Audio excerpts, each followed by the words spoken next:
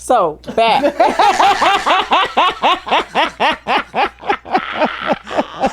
I love us for real, man. We're just like a little family, ain't we? So go on in our house, stay in our house. That's right. That's right. We're gonna leave that. We're gonna park that. Park and lot. come back. Yeah, we gonna come back to it. So getting back to what you do, and I think you was lastly finishing up saying that all the things that you had going on Amazon, right? And then I think Yes. the movie Brown Sugar Nights. Hit a Lick 2. Shout out to Ty Banks. He's the super producer. He from Greensboro? He's from the Raleigh area. Okay. Yeah. Okay. So he's dope, man. I mean, if you see all the movies he's done, he dope, and he's a true, genuine, real brother because I have seen his name in a lot of things, and I've seen it on the big screen. And yeah, he's up and coming. He's an up and coming producer. Absolutely. And I love that about him. Yeah, he's definitely the new up and coming Spike Lee. He's dope. And not only does he book you to do I've been these following things, him, and I like that he don't just use all the celebrities. Like he use up and coming people that he feel like really have talent. That's who he hit up. And I've seen a lot of them get put on through him, like a lot. Alphonse was in his Hit a Lick 1, and then that's what I was gonna say. Yep. That's what launched them. Okay. I mean, that's what they say. Allegedly. Allegedly, I don't know. You know. We're using allegedly. Yeah, on that one. I ain't got no proof. You got no proof. I ain't got no proof on that one. So allegedly. We know it got him some records. Yeah, I mean it was a great start. So yeah, Ty Banks is dope, and I love the fact that he updates our IMDb. And most people don't understand when they turn around and like, what's your price to book you? And I give them the price, and they be like, well, why would I pay that much? Well, go do my IMDb. Yeah. Well, the comedian such and such that live in that city ain't charging that much. Type their name in IMDb and see if anything pull up. Nothing pulls up for them. So, and I have to explain to people, IMDb is literally like the credit report for people who are in some type of entertainment genre. Right. If you look them up and there's nothing there under that person, but they charging you an astronomical rate, tell them, I don't see you on IMDb. Right. Why would I pay that much? And I'm right. Every movie I see, a good movie, I'm looking up the stars. Yeah. Yeah, you got to see. Yeah. It does help. So it does. That's what's up. So, shout out to Ty Banks. He keep my IMDb just locked and loaded, like keep adding stuff off of the productions that I do. And that's so nice. Yeah. Like, because he don't have to do that, he does it. He don't, but he keeps that updated every project I do with him. That's so dope. So you like his go-to when he got a script, he go to you first? Yeah, well, allegedly. No, you know, some things he told me, well, he's like, I wrote this with you in mind. And the one thing I like about Ty Banks, that's nice. He'll give us a script, but it's not like a normal script that you see people in movies having. Like, he'll write down what the objective is. And he'll say, these are the lines that you absolutely positively have to say. The rest of it, freestyle. So when you see his movies, that's most people. We freestyling, especially the comedians in there. You know, you got Gravedigger in there. You got White Owl. She dope as all get out. Like you have Country. She's a comedian in it. Julio Hennessy. Ghetto Rachi. That's my brother. You know, that's how I met Ty Banks through him. So like he'll put us in there and we go for broke. Like that's Ghetto nice. Rachi in one of the movies called me out my name, but that was the role that he was supposed to play. My brother was watching a movie at home and heard him call me a female dog. My brother called me like, "Hey Ree, who that dude? Where he at? I heard what he called you. I'm finna pull up. Where he at?" I was like, "Man, calm down. It was acting, man. Calm down." So it's dope. It's real dope. That's good. Like, cause you say how it is remembering scripts, but you freestyle your bingo. And that's what I love about Ty Banks. He knows my memories are terrible. He know. You give me a script with what I need to say. Your memories. My memories is I terrible. love it. That's what I'm gonna be using. Because that's what my daughter Because I already can't pronounce stuff now, so that's a good one. Memories. My daughter be like, Mama, your memories is bad. Like Ty knows that. He knows that my memories are bad. So when he writes a script with me in mind, he's just, these are the lines you absolutely got to say. Everything else, go for it, and I go. Right. I see, go. that's dope. Yeah. That is so dope. But I like the fact how humble you are with all the things and projects you going on, because like you just said, you just had 4 shows, and we really appreciate you, because we the last stop of the night. The last stop of the night. That's it. After this, we'll play. Really, we starting on the beginning of the week. Yeah. You know, Sunday is the beginning of the week. Okay? It is. Technically, it is. But, you know, like, we appreciate that. Thank you. And I noticed, like, you've been giving like, I want to know about the programs that you've been doing to give back to the kids in the community. I seen you, y'all were giving out laptops and all that kind of stuff. Like, a lot of them, I know I shared the post. Like, I stand behind, when it's something good and positive, I'm going to stand behind it. Facts. And I like the fact that you've been doing just like a lot of stuff behind the scenes. A lot of people don't know that. Yeah.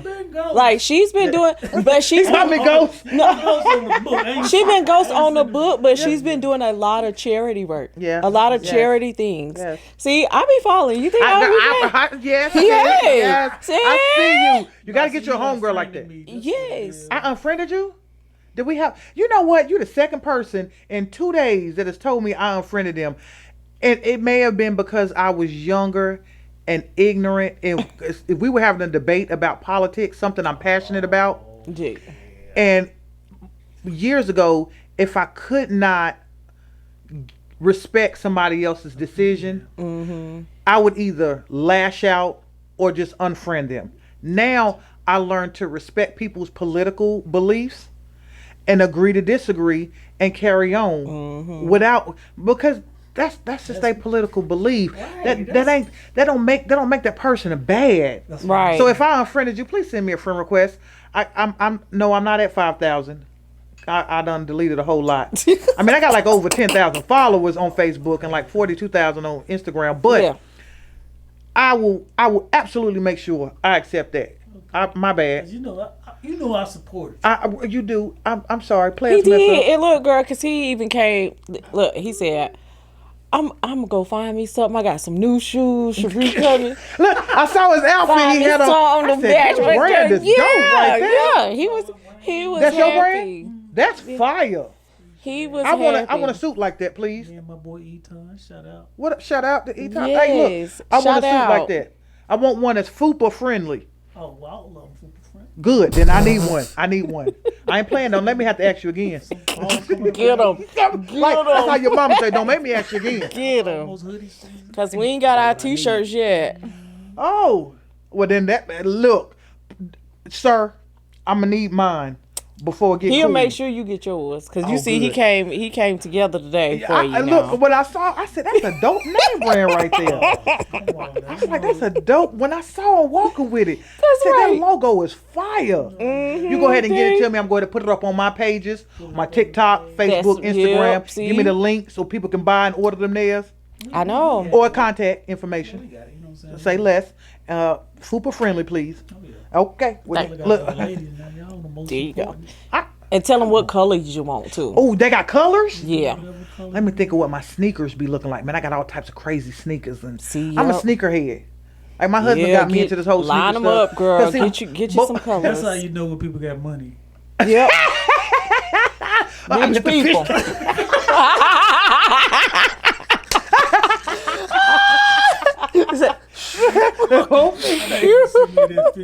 Yeah, I got you. Yo, when I tell you, shout out to Lucky 777 Sweepstakes from Raleigh, North Carolina. Shameless plug. Y'all owe me a free load of like $50 or something for that one. She about to get a referral. Yeah. I better. Right. Put me as your referral. But yeah, Yeah. We'll talk about the colors off camera. Them fire right there. Gear. And they look nice and warm. They got pockets everywhere. Keep your firearm in one of them. They deep enough. A-Rab cotton right Did this joker say A-Rab cotton? That's that thick cotton. I got a leg like a liquor shot lie. They don't cut no corners, man. I'm done with you. God. I'm done with you. Ooh. I didn't forgot what we were talking about. See? Told y'all my See, remembrance now is I'm bad. trying to reel us back in. Right, you got to. We done reared You out. leave it to us. We're going to be way off. We're going to be out on High Point Road. You're going to be like, come back. Come back. So back to...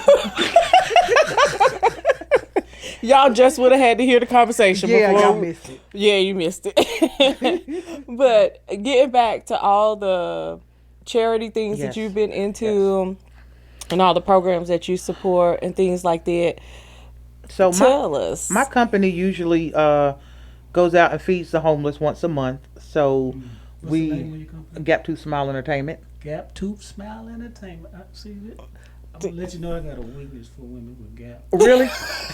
Told you. I don't know. It might be me. It might be they. Might be attracted to me. I don't know. Is that could be one of those? Everybody in my family got a gap. Every woman in my family has a gap. Gracious. Okay. Yeah. So But that's his weakness. Lord, don't come around my family. I mean, I like straight teeth too. I mean, whatever you want. I mean, that's straight gap. See, I'm open to possibilities. It's open. It's Right. optional. There you know. go. There Gap you is go. optional. I hear a whistle sometimes. Right. But we go out, we feed the homeless once a month. And it's something that I started about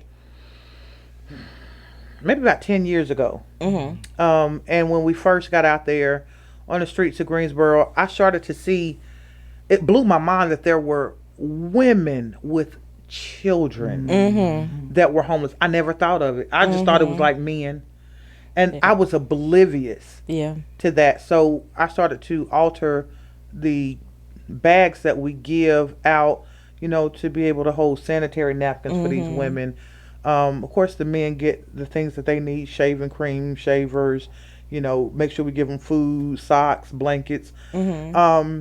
And that's something that we do. And I do this, I usually don't tell the general public this, so y'all getting an exclusive, but every first of the year, it's gone now, so don't hit me up now. It's a wrap. It's a wrap. Must be some free stuff. Yeah, it is free. It is free. So every year, I give out 4 free comedy shows, and it has to be either for children, it has to be for elderly, a battered women's shelter, or something of that sort, or anything with drug intervention. Okay. So it's whoever the first is to contact me at the first of the year, those slots. Those 4 slots. So I do that as a way to give back to those organizations. Is so nice. I go to the different schools. The last school I was at was my alma mater, Dudley, with William Hussey, with I Am King, and we just sat back and we talked to the kids over at Dudley. It was real dope how they had that going about. Shout out to Williams. Yeah, shout out to Bill Hussey. Shout out. He dope. So I do that.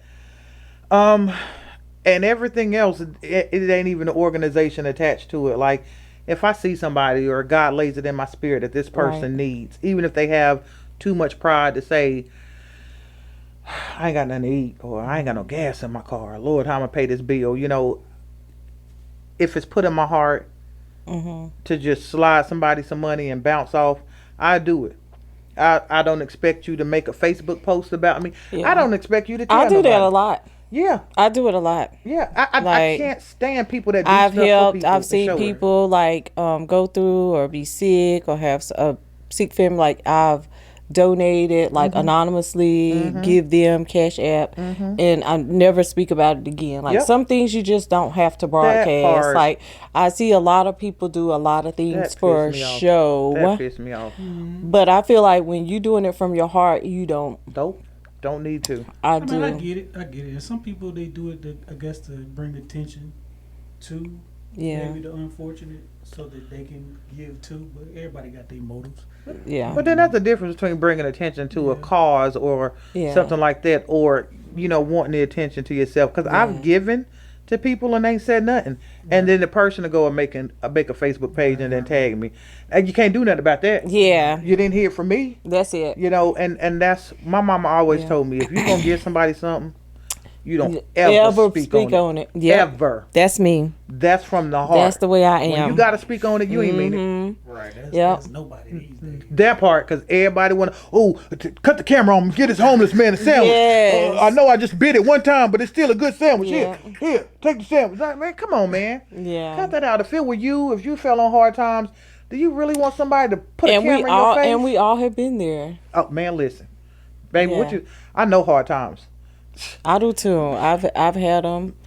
I've overcame them. Yes. But you know what I'm saying? Like it is something. It's serious. It's something. You know. So that's why I never judge anybody for what. You can't judge. You know. That's their life. Yeah. It'll hit you when you least expect it. It does. I mean, I know I took a break. But life will hit you. See, that's what people don't realize. And see, if you don't do something about it, then that's when you slip into a depression. Mm-hmm. And like, I hit a depression maybe about 3 years ago. I didn't want to come outside. I didn't want to do shows. People were calling me to book me for shows. It will happen. And I was like, yeah, I'm booked on that day. And I really wasn't booked. How long did you stay in that funk? I was in that funk for about, I want to say about 7-8 months. Might have been a little longer. It can take that. Listen, depression can take you down a rabbit hole. I've been depressed before. You want to speak about what? Yeah. I was in a situation where, and people go through situations in relationships, and my husband and I went through a period where he and I weren't seeing eye to eye, and we were like, poof, I'm leaving. I'm like, peace out. And I'm gonna go out here and have a bald headed whole summer. And in the interim, he was being a man, I guess, and ended up rocking out with my best friend. Oh. Wow.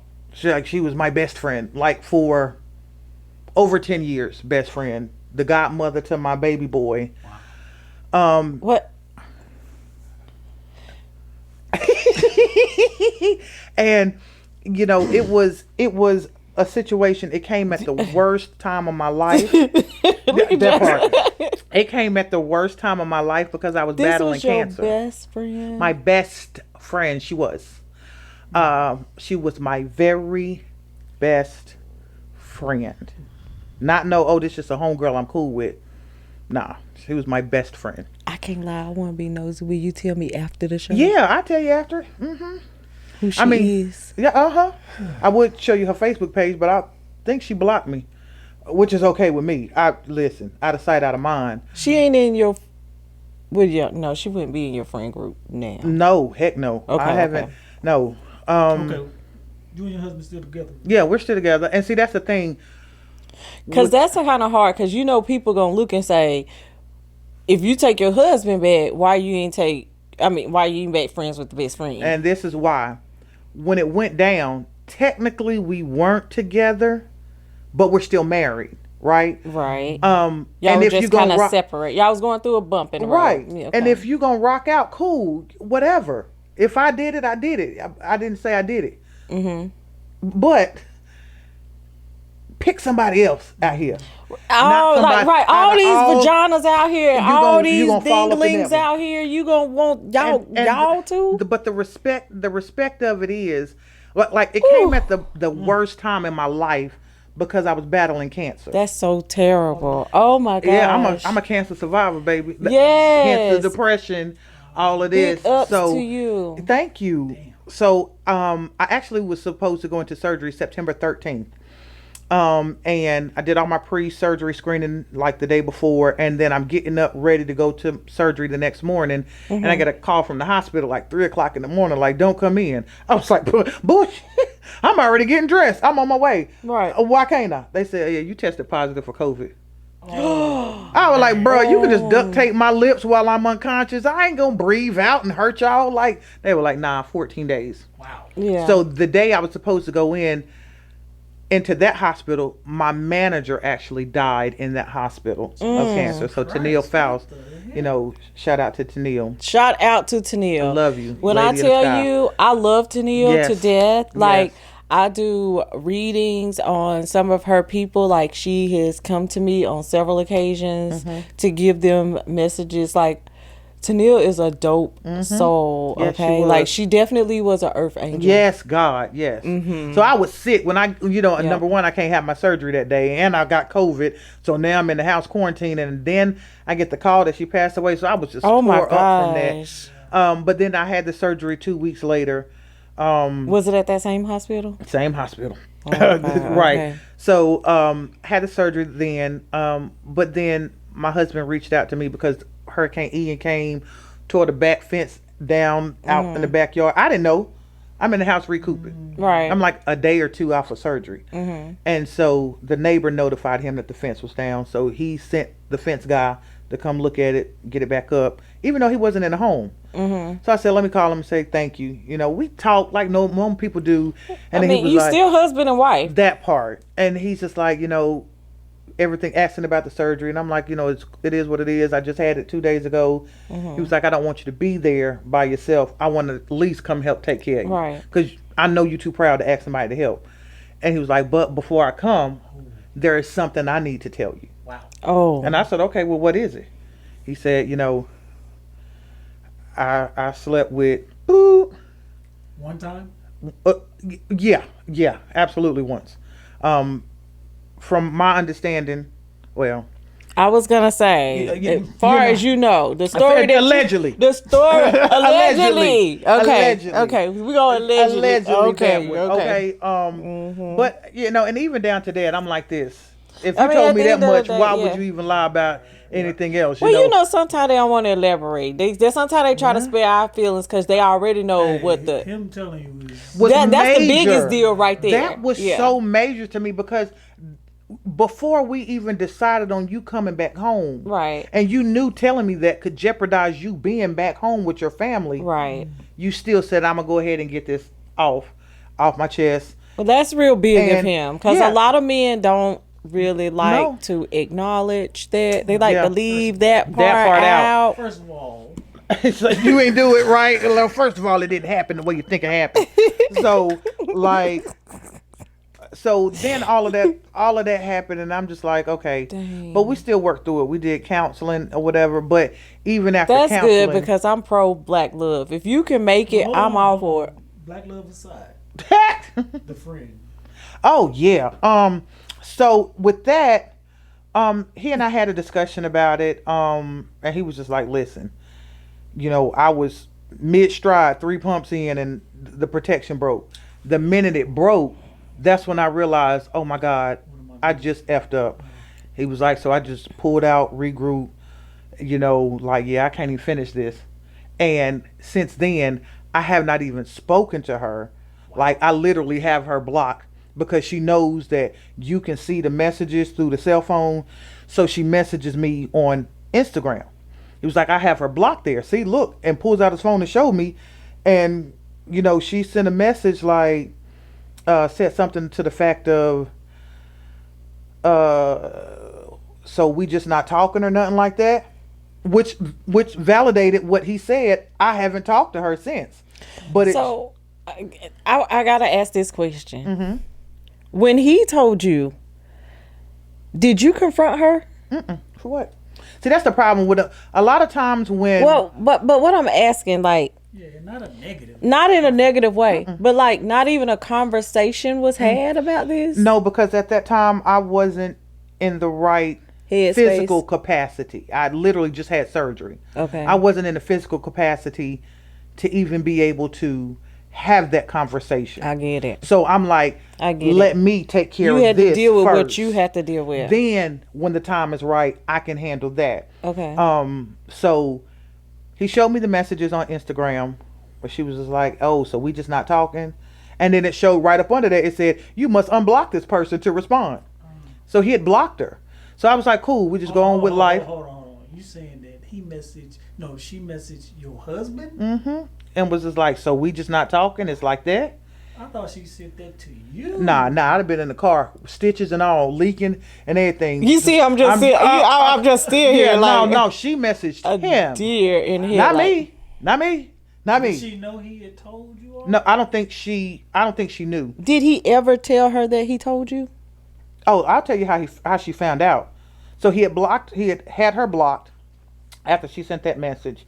And then maybe like a couple of weeks later, she sends a message to him on Facebook, and it says, so I see you got me blocked on all the social media sites. So I'm just saying, like, you left your beanie over here, and if I don't hear from you in a couple of days, I'm just gonna throw it away. I'm like, it's a beanie. I can buy a truckload of beanies. Like, what are you talking about? So, hold on, she said that to you. No, she sent this to him. All of these interactions are between him. So I'm just so. Yeah. So at this point, Let me get me a little bit of water. He then turns around and he blocks her on Facebook. Now, you block me on one social media, I'm gonna get the hint. Right. Okay. I'm one of the people that don't take me much to get the hint. So after he blocked her on Facebook, then she turns around maybe like a month or so later and sends him an email. Like, we're out here having a family function. It's just can I just ask you something? Oh, is that the new cheat code that they send these men emails? Like, and do he just get his email out? No, well, I mean, she did some paperwork for him once before. Cause all these women love the email. Girl, listen, email is the new emails alone. The new tick. No, was that Snapchat? So why is she going so hard? At this point, I'm like this, okay, and it ain't like you don't know we together, because people are taking pictures of us. But this is your best friend. It gets worse. So I get the email. Now, what you got to understand is when people are together, they're married, and they're working on themselves and honesty and truthfulness. Whatever I get, I'm going to share with my spouse or my mate if something could potentially go down the line and blow up in our face. Mm-hmm. So when the email came through, as soon as he got it, we were sitting next to each other. He looked at it. He said, nope, here you go. Mm. He gave me the phone. So I looked at it. I said, excuse me. I excused myself from our company, the company we were around. And I go and I call her from his phone. That no, it ain't no cussing on the show. That joker, no, we do cuss a little bit. A little bit. We do cuss a little bit. That joker answered the phone in 0.2 seconds with her girl 6 voice on. And the first thing I said, how much time has passed since? Yeah. The surgery was in September. The email came in October. Oh. Whoa. So women they don't care. So man, that just made me believe that it was more than one time. No, but see, this is the thing. It was this is the problem that gets me, is that it was an emotional relationship. Yeah, they had to been connected for real. Right, because I'm the type of person. That's what I'm thinking. Like, they've been like, she was not only your best friend, she was his best friend too. And that, to me, because I was so busy and I was running around doing so much, I had my eyes on the go. That is no excuse. But honestly, that is the excuse, because I was too busy doing this show, that show, working a regular job, handling the kids as well. But wasn't he busy at the shows with you? Yeah, he was at the shows with me. Okay, so what's the problem? It's not an excuse. Yeah. Okay, I like that. There's a reason. Right, because I'm like, there's no excuse. But see, in that point, being the best friend, you were always there, hanging out. My mama, my daddy, my sister, all my kids. Anytime I had a show somewhere and she was free to go, she would be there with me. Like, see, but in the back of my mind, I'm sorry, I ain't trying to play devil's advocate, but it's like, what the fuck? What the F? Like, has this been going on under my nose? I don't care how you put that. Like, in the back of your mind, I know that had to cross it, because it crossed mine. Like, this girl, I invite her to everything, or she come to my shows, or they always together. Oh. When It's the truth, though. You think it from a woman's perspective. Because I'm a woman. And see, with me, I looked at it like this. Because I'm so busy, and I explained to them, I don't have a problem with y'all conversing, because it will be times where, and we can put that on me all day long. Like, Sharrie, you should have never let that happen. And that was a lesson that I learned. It on you. No, I'm saying they shouldn't have never done that. I agree. But it was a particular point where I was just like, as trifling as it comes. Okay. It shouldn't happen, but and it happened, and now to me it's a lesson learned, because I was okay with my best friend having my husband's number, and if they wanted to throw, hey, check out this song, because they both like music, check out this song or check out this, but that's what led up to the emotional part. Yeah. But to me, I'm like this. I should have seen the signs ahead of time, because you were giving off all the signs. You sleep with a lot of women in Greensboro husbands. Okay? And that was the dead giveaway for me. Why was you cool with her? Sharrie. And see, that's the thing. And I was telling myself, because you like me. Because just because they do it don't mean that you got to do it. And you see the good in everybody. That part. And I be seeing the good in everybody, when in reality, till it blow up in your face. To backfire. Then you become mud after. How you see the good if you don't think that's because I feel like that the people that exhibit bad behavior or bad characteristics or red flags, for you to become friends with, you have to see some type of good in them. Yeah. So like despite the bad things that they do, you do know they have a good side to them. That's just like mothers whose kids get killed in the streets that are gang banging.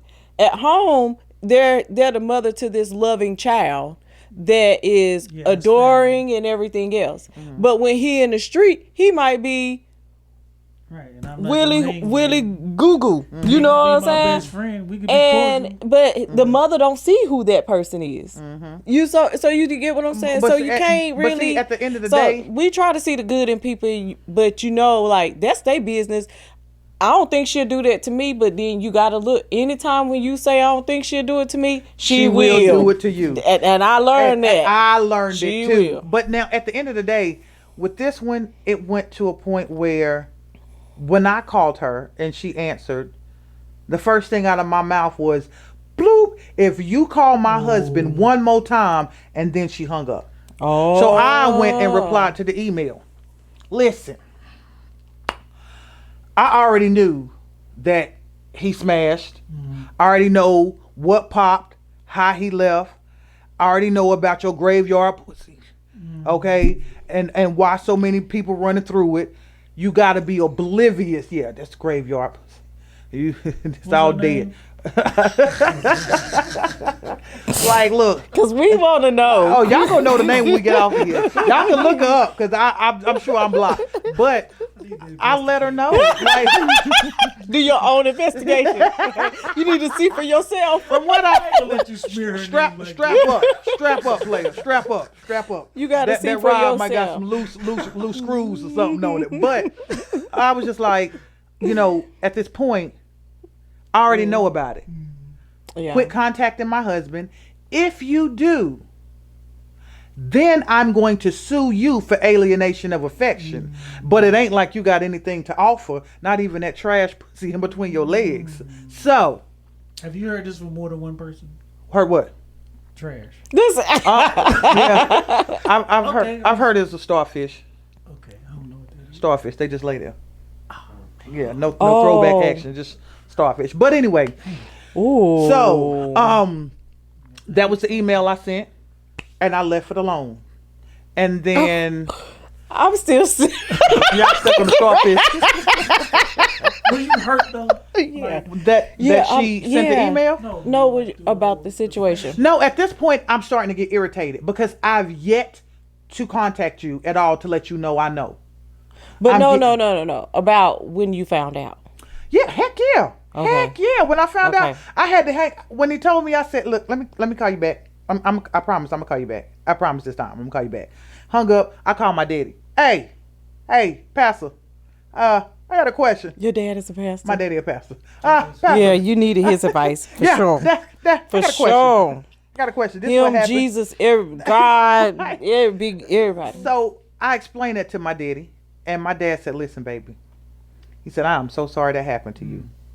He said, and I'm gonna give you some of the things. I'm not gonna tell you to stay. I'm not gonna tell you to go, but I'm gonna tell you, as a man, how much it takes for a man to come to you to tell you where he messed up. Right. That right there, above everything else. That's a Trump. big yes. That's a big. That's allegedly. But you know what? Some of the same. What I heard over here is the same thing I was hearing over here at home about the same thing, like poppage, because it had the the hot tool wasn't working. Even with hot tool, it was still poppage. So the same thing I heard here, I was hearing over here. I don't think he knew. I never explained that to him because I don't talk about my homegirl's sexual escapades with my man because you're gonna judge him. Well, he had to learn that. He had to learn for himself because he had a business doing it in the first place. That part. So that's why he got the starfish. That part. And so at the end, every man gonna find that out. Well, yeah. If you get it presented. But now at the end of the day, we left that alone. What do you mean if it's presented? I just over that. Don't put me in that position. But she ended up chirping him on his watch. Oh my God! Because he blocked her on his cell phone. But everybody know Apple Watch is a whole different phone line. Girl, you can chirp on these things. Girl, yeah, that's got the walkie-talkie on it. So then we're just sitting in the house one day watching TV, like a month. I'm so slow. A month after I sent the email off, I'm sitting here chilling, laying up at the house watching TV. The chirp come on. Wow. And I see her name. Wow. So now that causes a discord between he and I. Right. Like, I promise I ain't been talking to this chick. You're like why is you chirping? So I'm like, chirp her back. Chirp her back now. Yep. Oh, Mm-hmm. So he chirped, she don't answer. So it was you. But probably. So all of a sudden, now this is bringing discord between he and I. So he took it upon himself to put out a message on Facebook and say, let all of the world know, hey, look, I messed up. Oh, God. I wasn't true to my wife. I think I remember that. I did some stuff that wasn't true. I'm not friends with him, but he did that. He did that. He said, I'm sorry. I want to go back and see it. And then he tagged her. He told her first and last name, please leave me alone. Ooh, that man love you. I'm gonna let you know that. Right Yeah. He wanted his marriage to work. Look, so of course word got back to her. Yeah, you don't see too many. You don't see too many do that. Part. So word got back to her, and somebody told me that she did a response video, and they sent it to me, and I laughed. But I'm like this. A response video? Yeah, to it. It was real corny from what I saw. But at the end of the day, I'm letting bygones be bygones. Huh? Did she deny it? She never addressed that, but she was just like, I'm out here. If you want to see me, I'm out in these streets. I'm out here. I'm doing shows. You? I don't know who she was I would not even to. stoop to that But level. this is my thing. I'm out all the time. From when this happened to now, I've never, ever seen this person out anywhere. And it might be the good Lord, because God knows I might rearrange the furniture. Listen, no, you're not. But you ain't coming off. You ain't coming off. I'm gonna your rearrange throne. the furniture so I can walk away. Oh, okay. Yeah. Okay. Yeah. Mm-hmm. So, but my thing is this: don't entertain it. We not, cause see, this is the mature me. Right. This is me, the mature me. But I ain't gonna lie. The old me might. The immature me would call your job for the school system you work for the children with disabilities, and let them know the things that you told me, where you work with these special needs kids and you pushed the little girl into the brick wall who was getting she hit her head and had a seizure. How the little boy that you was, the little Hispanic little boy that you were working with got on your nerves so bad he boo-booed on himself and he didn't have a change of clothes. You locked him in the bathroom in the classroom where he cried just continuously until you got the call from the front office office and say his daddy there with a change of clothes, then you bring him out like you didn't just have him in the bathroom. I gotta call you out. Or I can see you. We can talk about how you was pinching those other kids in the classroom you got a problem with. I mean, we can do it the nice way or we can do it the petty way. However you want to do it. Right. What? Because you knew and you call her your friend. Yeah. True. And Now that was something you had. And you you know what? These These are the same things that I knew that you slept with all these married men. I knew that you did these things to children that you are supposed to be in the care of, and I didn't. Now I did say something to her. I just didn't say anything to police authorities, but I did say, that's wrong. Okay. You don't do that, friend. You don't. So that realization of how bad she really was helped you reconcile how she treated you. Like, there's no reconciliation behind that. I don't expect an apology. Because you are who you are. Right. I'm just saying, but it just made you go back and think about all the things that have transpired in your friendship to make you think like, I should not have been friends with her. You know what? I should have kept her at a distance. Absolutely. And I mean, therapy helped with that. Shout out to Dr. Kathy Pickett. You know, you work wonders. Like, when I tell you, I sat on that woman's couch twice a week for months. Like, no, I'm telling you, listen, therapy was in works. A dark I'm telling place. Like, you, therapy bad works. things would have happened had I just acted on what I wanted. I'm glad you did not. Right. So therapy, whoo, child. Yeah. It saves somebody's life. It saves a lot of people's lives because I've been in therapy for quite a while now, and it is most people in jail over a split-second decision. Yes. And I mean, at the end of the day, and I see myself, and I have to get like sometimes, like I haven't been pushed like that in a while, but like several months ago, I was pushed like that to the point that I just saw red. Like I just wanted to, and I would have been okay with going to prison. Like I would have just been like, if I had a snap back and then, knowing good well, I get there and be like, I'm gonna have to fight for my life in there too. They're gonna be like, you pretty, get over here, and I'm gonna have to, and I'm gonna have to see blood again. You know, so like that part. But they're gonna look and be like, like Chucky's bride. They'll be like, leave that crazy alone. Cause I am that type that I will scare you to death. I'll wait till you go to sleep, take toilet water, all kind of stuff, and be like I'm telling you, I will do I will sit back and wait. You may not think I will, but I will. The old me, if I had to go to prison and I had to like you ain't gonna one up me. Yeah. I'm gonna be somebody's girlfriend. And the truth be too, I'm gonna be somebody's girlfriend right up in there. I ain't got time to be fighting all of y'all. I might fight like 3 or 4 of y'all, but I ain't finna fight all. Who need a girlfriend? That too. Be one of the biggest people in there. Well then in that case, I got to fight the pie boss then. Look, I don't know what the pie. Hey, listen, I'm gonna tell you, like, I'm gonna do comedy shows. Y'all wanna laugh? Y'all wanna laugh before chow? Right. Listen, I'm telling you, like, I'm gonna have to be the coolest, but people will underestimate you. So it's like that one, you're gonna have to bust that one head to the white meat, and then the rest of them leave you alone. And so that's what I say. So I guess during that period, because I believe that you were real friends with her. So if all of that interaction between, would you have like wanted to reconnect? Like it was a mistake on both parts. Hold on, let me make sure I understand the question. What? I'm saying, like, if she had not been contacting your husband after I found out, could she and I have reconciled this relationship? No. You don't think so? No. See, I'm like this, and it may be just because I'm old school and how my mama raised me. I mean, I definitely wouldn't either. But I'm just saying. No, this one thing about me, I'm solid. I'm so solid. Okay. I have never messed with one of my homegirls' men. I don't care if y'all. We all in the club. Me, my homegirls, and you and your homeboys. And you see my homegirl, she see you, and you give her your number. Y'all talk on the phone a piece of a time, and then y'all realize that y'all ain't got no connection, and y'all stop talking forever. Right. And then you see me, and you try to holler at me, hey, Playboy. Right. Cool? I Right. don't care.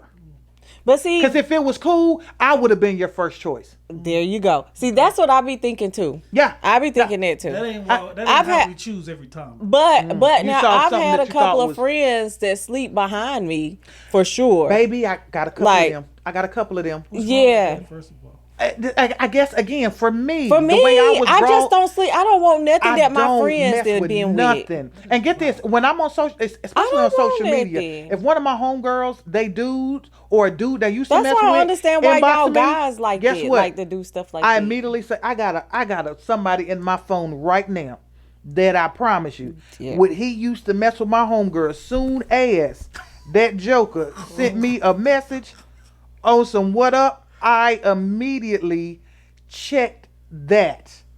Okay? Mm-hmm. And just to confirm, read that. so high school dating. I don't care. I do not care. Like what's Mm-mm. Mm-mm. Mm-mm. it ain't that serious. But see, for me, you don't know. Somebody might go through a pivotal point in their life down the road where they like, Oh. and you see that chin check just so nicely. Oh, that's a privacy screen. You ain't gonna. It could be the love of your life. I don't care. Love these nuts. That's not. I'm not. No, because the fact that I'm like this. I don't want none People of. go through stuff in their life, and when they in a depressive state, they sit there and they wonder, where did I go wrong? What could Did I I have done do- differently Yep, to yep. keep me from in the spot? And then they'll be like, if I was just with such and such, if I had just taken such and such up on their offer, but instead such and such started talking to my homegirl after she knew, and now you send this person off on a tangent. You'd be surprised how small triggers can be. Yep. To make people lose their mind in a split second. That's true. Nope, I don't want no parts of it, player. If you ever give your number to my homegirl, you off limits to me for the rest of your life. Damn, it's like I don't care. I do the same thing. Yep. I do the same thing. That is wild. And it don't matter how fine they is. I don't care. I don't care how much she told me your ping pong is big, Yeah. and I They don't care. didn't do nothing. I don't care. Mm-mm. I like don't. if we get into Don't care. Mm-mm. so you would never do And that look, speed and dating, even no- if you have like a look, like even like a magnetic connection to them, you still you off limits. like it's off limits. ridiculous. You off just don't. That's Off limits. ridiculous. No. You see how that went down? I Yeah, don't play that. very- No. You yeah. What look. if she just liked him and he didn't really Listen, like her? I do this I don't on care. I do this on a daily Christ. basis. Mm-hmm. I'm always putting somebody's man and somebody's boyfriend and somebody's husband in their place. As you supposed to. It's pointless. It is. So you think it's okay for a man that's committed to Yeah. inbox another woman on some more what up big head type stuff? I don't have a problem with it. Mm. Y'all got the little sound effects to go with this to add to my eyes blinking slow. Now you see, I'm glad I got some help tonight. This- I'm glad I This got joker some gonna help. make me turn around this way. I'm Made glad me hit I my got vape. some help. Wait a Thank minute. you. I'm glad I got some You help don't have tonight. a problem sending another female a hey big head text message. So would you do this? Would don't you think he's a send big your comedian in the first homeboys? Would you send your homeboy's wife I'm not. Hey, I'm big not head. friends with my homeboys' wives. or girlfriends? Ooh, okay. Yeah. See, that's what I believe in too. we've Like been I don't friends like before being that, friends that's with cool, my but I don't- man's I don't add man's my friends. homeboys' wives because I don't talk to them. We're not cool. That's dope. That's the way it should be. That's actually dope. I liked it. Yeah, I'm friends with some of them, like on Were Facebook. y'all were friends before? Right, right. Okay, Right. okay, okay. But like one of them, but like I still don't message them without messaging my homeboy. Correct. Right. Correct. And that's the way it should be. Yeah. And because My any other homegirls guys I did, I ain't friends with their homeboys. And I had like an ex that I did for many years, and his best friend was so gung ho. I thought he was obsessed with me, the best friend, because when me and him had got together, like I deleted his friends. You know, like I don't need to be friends with your friends. You know. And he was so obsessed. Like he just started stalking my Facebook page and everything and creating fake accounts. Well, And that's I thought crazy that was people, crazy. man. But yeah, but that's what I'm He's saying. Like crazy. I just don't feel like you're supposed to be friends with your mates. But see, some friends. people don't know how to take Facebook deletions or blocking as just maybe somebody needing their space away from you from that time. They take it very personal. They do take that. Right. It's our world these days. And that's sad. They do take it personal. My space was never like this. It's your way. You go to my page, I have music. Yo, MySpace was the shit. Oh man, I had Black Planet, bro. I had Black Planet too. I'm gonna see if I can get into my Black Planet account. Dangerous time. Man, no, I got a website for you. Onlinebootycall.com. What was that? That's how I met my first husband. Online? No, it's free. It's free, and they got rules. It's just like online booty call. It's called onlinebootycall.com. Look, everybody gonna start looking it up now. I'm definitely going to look it up. I'm telling you, check it out. Just peruse. You gonna check it out? Just gonna peruse through. But if I see anybody I know, rules of online booty call. Well, one of the rules is this is just a booty call. Do not try to get serious. Wow. Like they put the rules down there, right? So my first husband and I, we broke the rules. We fell in love, and that I know, right? That's some. Off of onlinebootycall.com. Hey, I mean conversing because number one, he's in. Got kids again? We do have kids. We have 3. But you got to understand, he was in Jacksonville, North Carolina, in the Marine Corps. I'm here. Girl, yes. So the Marine men, girl, us trying to catch each other. It was rare that he was online when I was online that we could converse like for a long period of time and trying to get a grasp of each other. We knew we liked each other's looks. Do your kids know? So that's the thing. I was gonna get to that. See, look. That's the thing. So look. When we realized we were always catching each other at bad times, we were like, forget it, bump it, call me. So then we exchanged numbers, and then we figured out, this person pretty cool. Oh, you from right up the road from where I live? Cool. So then we started seeing each other when he would come home on the weekend, and we fell in love. The kids be like, Mama, how you and Daddy meet? We met in Food Line. Grocery store. I was getting some bread. I was getting some oodles and noodles or something. We still haven't found a way to actually tell the kids we met on online. Well, we gonna tell them do not watch this. Okay. Keep this blocked. That part. This is an old website. Yo, it's been. Nigga, you said. Oh, you said I'm old. No. I gotta kick that leg on that chair out. Bam. Wait a minute. So, how old is your oldest kids? I'm gonna kick the other leg down. Look, my oldest son is 14. Okay. I know. So we dated a while before. Facebook was out then. Was it? Yeah. Oh, okay. Facebook been out. I think because I was more on MySpace. I thought you had some grown kids. I do. That joker like 20.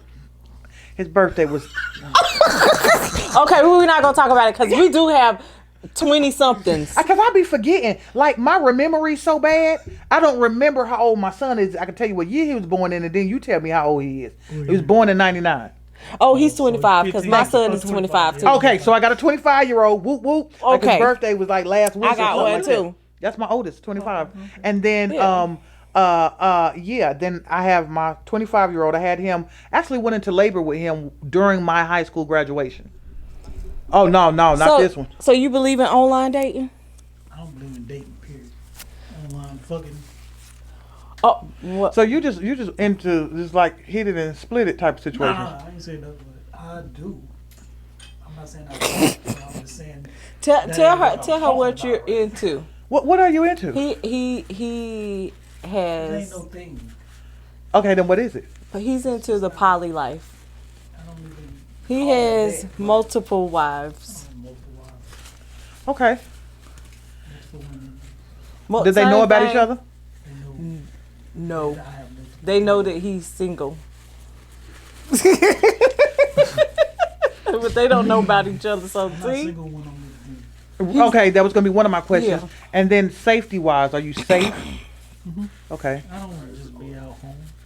So it's the same person? Same, yeah. Okay. Yeah, we whenever y'all get back to it, just record. Okay. Oh. I gotta take my break outside. Okay. So back to The online booty call. Online booty call is official, y'all. It- I checked it out. Oh, He checked it out. It is It's not official. registered yet, but I will. You gonna tell us? Well, I'll tell you how it is. Yeah, tell us how it is. Man, all these dating sites is the same, man. The same. It's different for women. This stuff, the dating scene for women is totally different from guys. It's still PP in the pool on this side. Yeah, Yeah, Doo doo too. yeah. it's the same. Little barf. Trash. I'm saying. Grow up. Oh, ugh. We gotta then go pursue the women. You know what I'm saying? You should, ain't but that that's the how way you, it's even yeah. if you were in the club and you saw a chick, wouldn't you pursue supposed her? to pursue the women. The women, listen. If we on onlinebootycall.com, Well, then then, yeah, but okay, let's say if you on a Christian mingle, You that's the gotta. same thing. like how do you come on to somebody on Christian mingle? I A heard scripture? that they jump up in y'all inbox way Yo. more Nah, than that's women. That's the overly like handsome dudes. You know what I'm saying? Uh-oh. They probably get their inbox. He said the overly handsome Yeah, dudes. the ones that just like the girls throw themselves at, not the medium dudes like me. You know what I'm saying? We gotta show you The medium I make money, dudes. I can do this. I can provide for your kids and all that type of stuff. Well, the cute guys got to prove that too. After a while, After a while. Listen, the cute ones have to prove it in the beginning. No, they do need not. you. But most women, if the man cute, look like he got a little swag, Listen. got a couple of fake He gonna I'm not use gonna Cubans, lie. the condoms on them. He getting the draw. I don't know if you're gonna get the draws, but you might not See, have to. I would Before I love got to- married, you wouldn't have to work as hard. You Oh, know, that's you what wouldn't. I'm You wouldn't saying. just automatically get it. I wasn't out here giving it that's away not because I'm true. sitting on that good. You know, so I ain't just finna give it away for free. That's like finding a free EBT But card see, with the those- pin number on it Right. that's stacked with $2,000. It's already mutual. You know what I'm saying? It's right. like, yeah, he can get it, but a dude, us regular I be dudes, on we the gotta show y'all that we worth it. That ain't true. How do you show? I want to know, how do you show a woman that you worth for? What are some things that Yeah. you think women require you to do? We gotta wait while she's still dealing with the one she really want. Ooh, that cut deep. That was real. Okay, what else? To Yeah. heat out her system, you know what I'm saying? How We long gotta does that be normally take? proving that we better than the one she trying to see if she worthy. Are y'all for. just acting at this point, or really being yourself? Right. That's what I'm trying to figure out. Because they're I representative. was just Everybody because you I meet feel like is that everybody trying to is the prove something. representative. They're Everybody- representative. Yeah, you Yeah. never know nobody until you smash first. I a don't lie. know. I listen. I want to That's a spill lie. some You tea. wanna believe that? I want I to don't. spill some Spill some hot tea. tea, Spill some so hot tea. bad, but Go ahead. Oh, I can't. It's about me, but I can't spill it right now. Oh my I just gotta wait. bring it Y'all up just then. gotta wait for it. But what I'm get get because to do with your celibacy. what I'm saying is Your that celibacy, a Sharrie. nice looking man, I've experienced nice looking men are more nicer than the average. You can go ahead and call him ugly. The ugly man. This No. is not so attractive.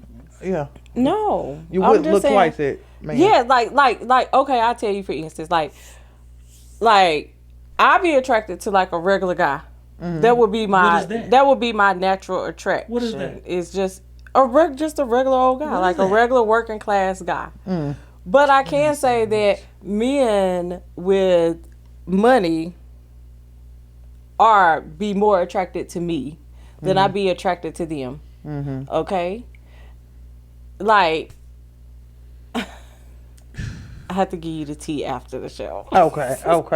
Men But not what attracted I to will women, say is period. this: there is a very wealthy and nice and attractive guy that is attracted to me, and I like him. Like, don't get me wrong, like he will spoil, do anything that I ask. But the fact that I think in my mind, because people know him, he's very well known. I just don't entertain it. So is it because you think he has But other women? he treats me very well.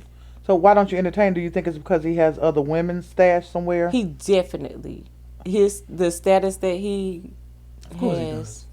He But why you absolutely. ain't doing Why am I what? I don't entertain it.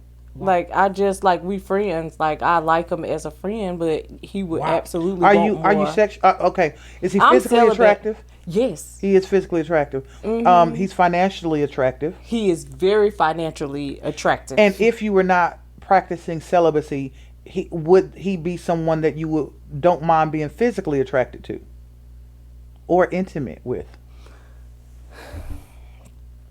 I don't think I would. You said that like a sex tape of him leaked, and he ain't working with much. Is this the cabin dude? No, this is not the cabin. Did you dude. drop a name? See, me and him talk about everything. We talk too much about everything. He know too much of my business. Look, it's a dude watching this right now named Kevin. Like, what? Cabin, telling my cabin business. dude. Cabin, No. the cabin. Cabin. No, Oh, the this cabin. not the cabin dude. Okay. But no, he does not. He don't live here.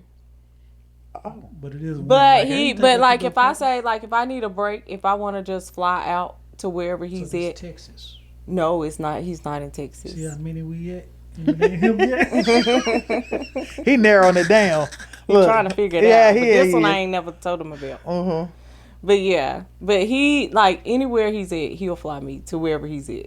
Like, if he's if he's at work or if he's at home, I like to chill with him. I like to have a good time with him, and he has a good time, and he spoils me rotten. Does he I just try to feel expect like sex, or he does not. Like, we are really good friends. You got a unicorn. He might be gay. He could be, but I mean, I like rolling with him. Like, he's a big dog. Like, he. Oh, he just. I mean, if he got enough money to. Yeah, like he could do PJs and everything. He string me along to what? Till you cave in. I mean, one day you. He ain't. No. Trust me, he's not doing it for no reason. I'm waiting for him to get somebody else. So you're not into him?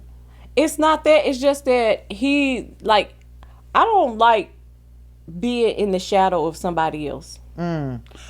Okay. I'm glad you mentioned that. So you don't like being in the shadow. Not being in the shadow, but like if they're in the spotlight, I don't want to be in the spotlight with them.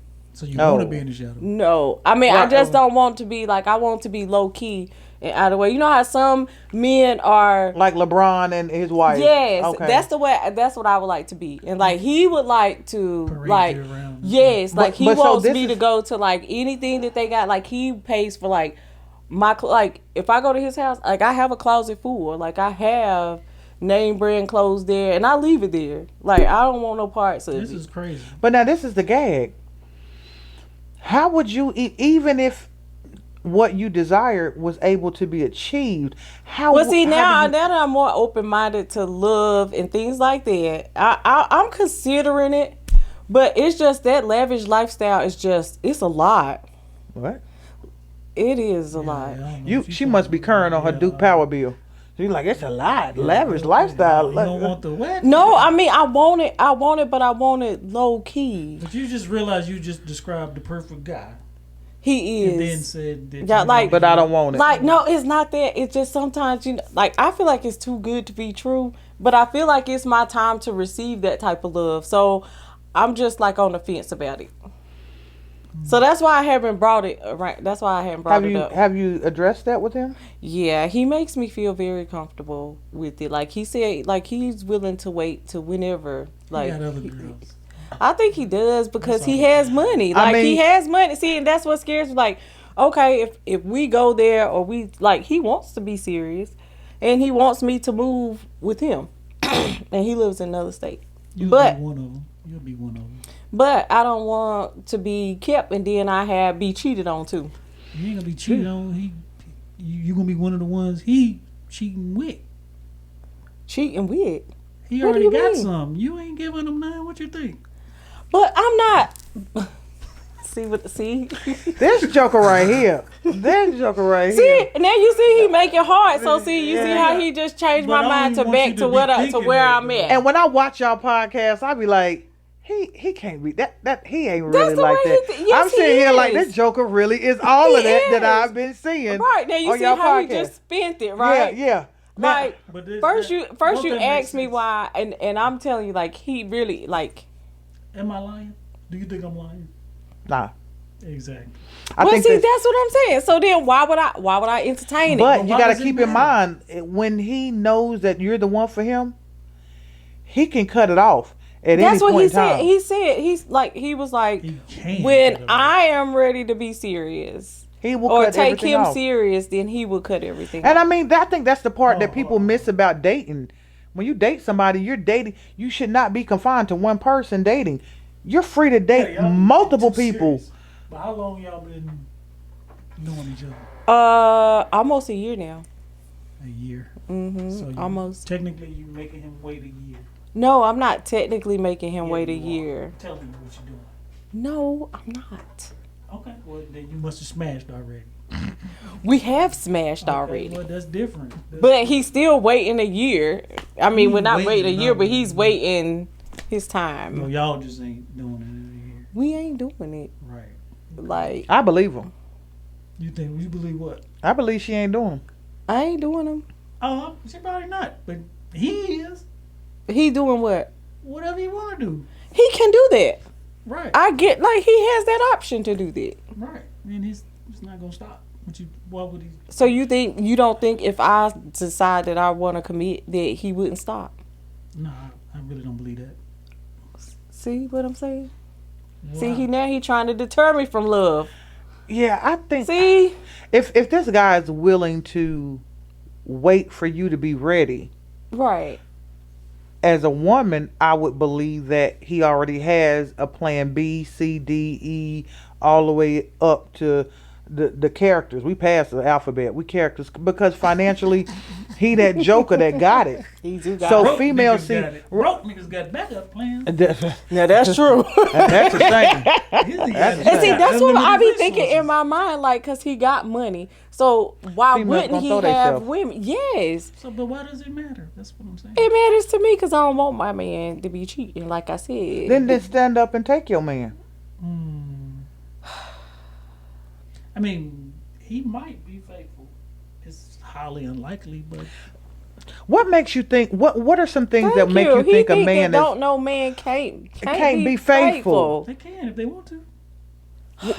In your mind, out of 10 men, what's the probability that all 10 remain faithful in a 1 year long relationship with one Zero. person? So you think all 10 men gonna cheat? I do. Really? I don't. What makes you? I No, don't I'm saying think. I don't that think the men. I don't probability think of all 10 men. is zero. Oh, All 10 of them cheating. I think No. 2 out of them will be faithful. Yeah, but I'm saying I don't ever think it'll be 10 guys and none of them cheat. I don't ever. Oh think no, that. I don't ever think. no. that. I'm sure 1 or 2 or 3 or About 4 5 or would. 6 or 7. Yeah, you right. I agree. But we got to put context and situation into play. Some Doesn't guys matter, a don't cheat is a cheat. because they never in position to cheat. Wow. Well, some guys that's don't ever deep. put themselves in the position to To cheat. cheat. Right. That means they're withholding. And ain't nothing wrong with it. Withholding what? Wait a minute. Rewind. What? I mean, it's common. It's you're practicing to restrain yourself from cheating. That's what men have to do. What? See, what you the definition of practice? Why is do you have to continuously refrain prepare from it or yourself practice it? for almost It's perfection? natural to seek that out as a man. It's natural. What do you mean? It's natural to try to find different legs to hump. It's not What? natural to be like a whore, but if a beautiful woman presents herself and a man know he can get away with it, it is a trial to turn that down. Like that's why religion exists, so we can have something to call upon to put ourselves in check. That's what morality is. You're checking your nature against a belief system. Girl, don't listen If it to was- his outlandish Right, because stuff. he gonna mess around and Girl, have me I'm over trying to here tell like you, listen. asking my husband on the way home, "Hey, what's your morality looking like?" Right. Do we need to call him No, in here okay. and ask him some questions? It's better. I mean, like I said, Hmm. some guys don't cheat because they're never tempted. If you're never tempted, then you don't even know if you will or won't. Okay, so what of the men They're that are always tempted that do not, They do not. That's probably like 20% and why do you think they don't, even though they've been tempted? because they have to tell themselves, "I'm married. I don't need to do this." Is that a bad thing? That's a bad thing. Why? Why is that a bad thing? Why is it to It have is to nothing sell yourself wrong. that? I If want you- my husband. if you agree to I a want my monogamous husband relationship- to be like, Oh no, man, don't nobody Stand really, don't down. nobody really want that, man, but women. girl, don't listen to him. Make sure you put that sound bite in there that be like, Listen, you cannot listen to his yeah, outlandish. he getting in my head. Yeah, don't let him get to you. He Come getting in my on. head because the angry black woman trying to pop out. Right. Now I see why I blocked you.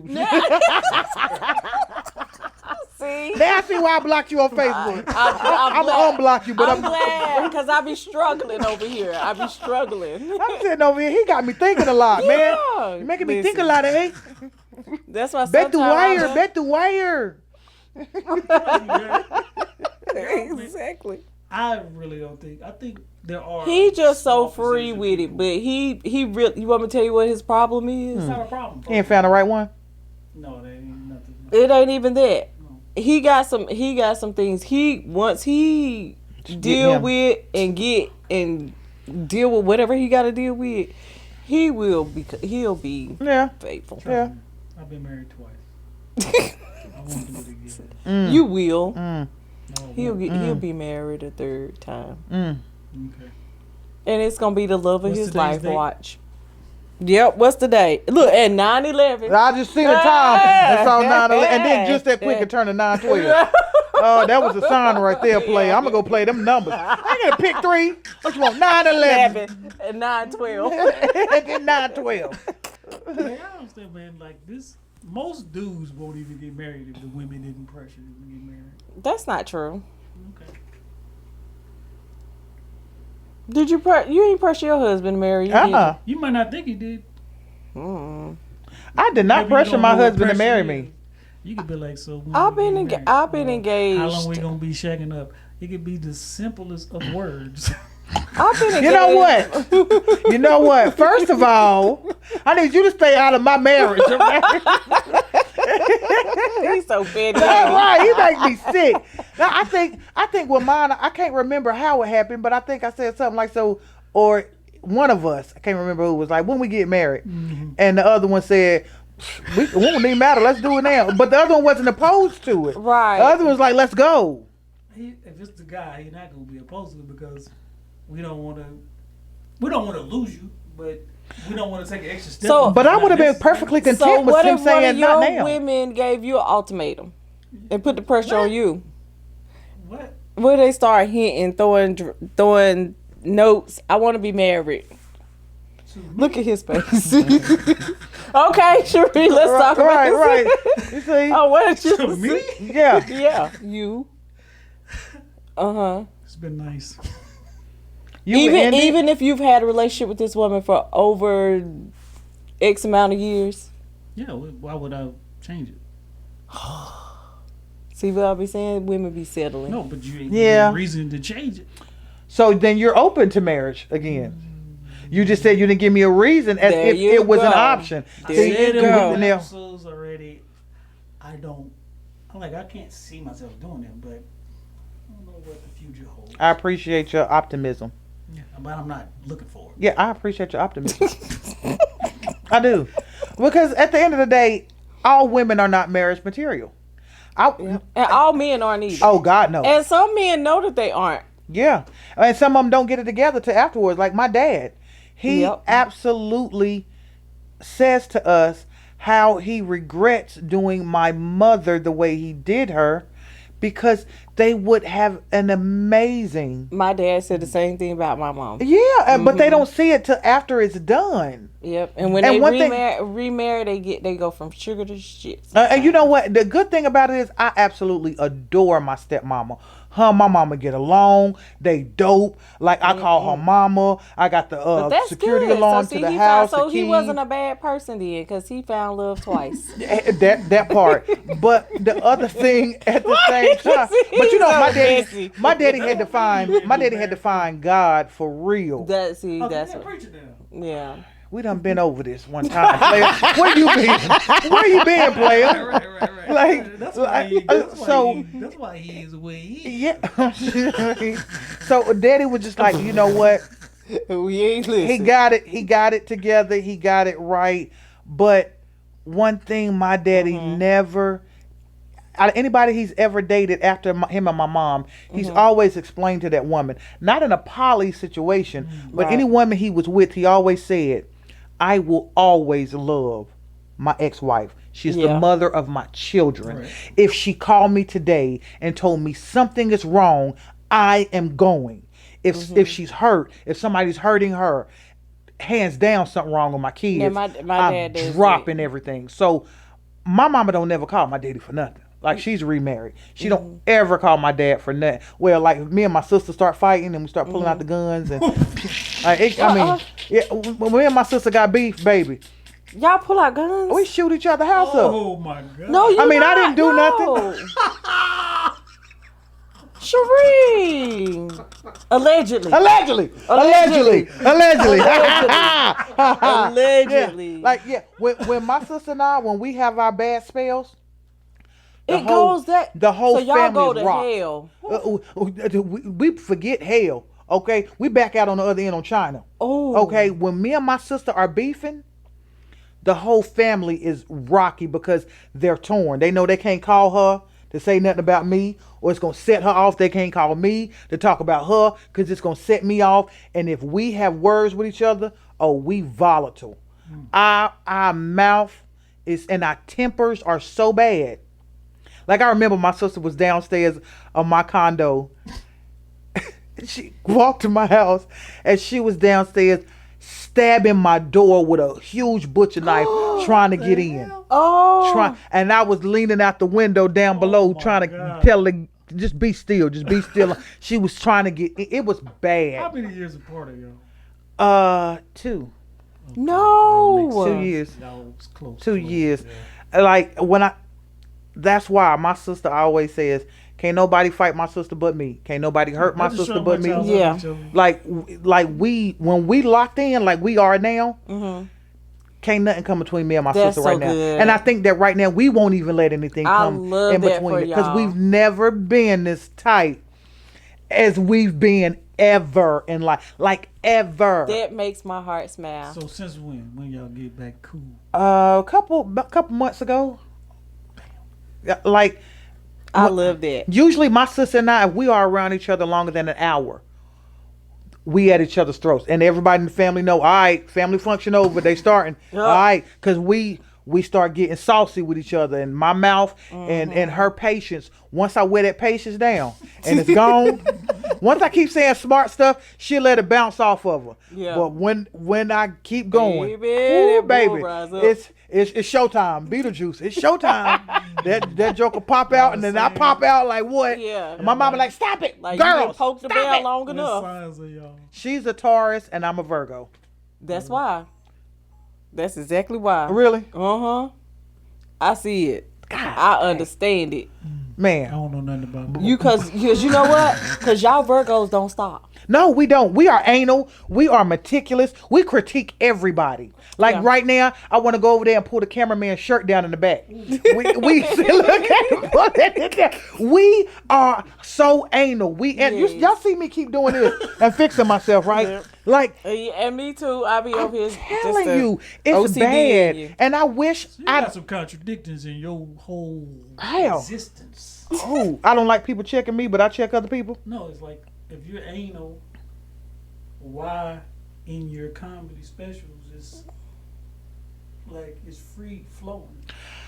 Because of my memories. We've been there before. Again, this is the second time. If we go over something one more time for the second time, we're going to have you gotta think he didn't pop to him a few. Okay. I'm talking about. But see, to me, even though Virgos are perfectionists, I err on the side of being perfect versus bombing by writing a set and trying to memorize it and it not working for me. And it going with the flow. Right, because see, that right there, that experience traumatized me. I mean, the crowd still liked it, but I knew it wasn't my best set. Yeah. Because I know the laughs I get.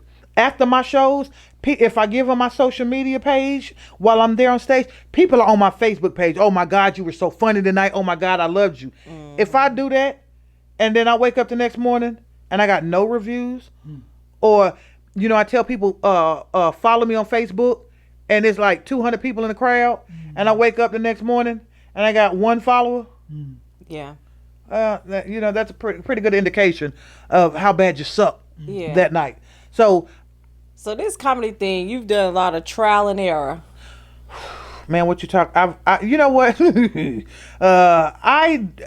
biggest thing, and the one thing I tell other comedians, there's two rules, especially when comics are just coming out and they want advice.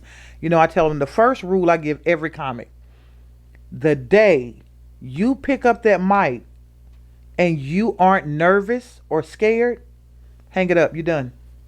It's a wrap. You're done. You're done. I am nervous for at least the first 3 to 5 minutes of every single set I do. After that, once that time passes, bro, I'm on cruise control. You better buckle up. You know, I'm finna take you on a ride. I'm nervous every time I get on camera. And Yeah. even though like he said, you talk a lot, but every time I would prefer to be behind the camera than in front of the camera. It just makes me nervous. Like, I don't know why. But I'm getting more used to it. Yeah.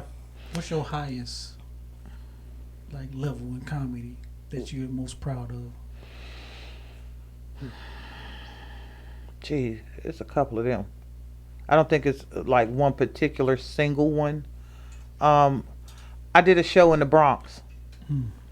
And I was with, I did the show with one of the New York Kings of Comedy, Drew Frazier. Rupert, I mean, just a lot of New York heavy hitters was on that ticket. And it all started off wrong.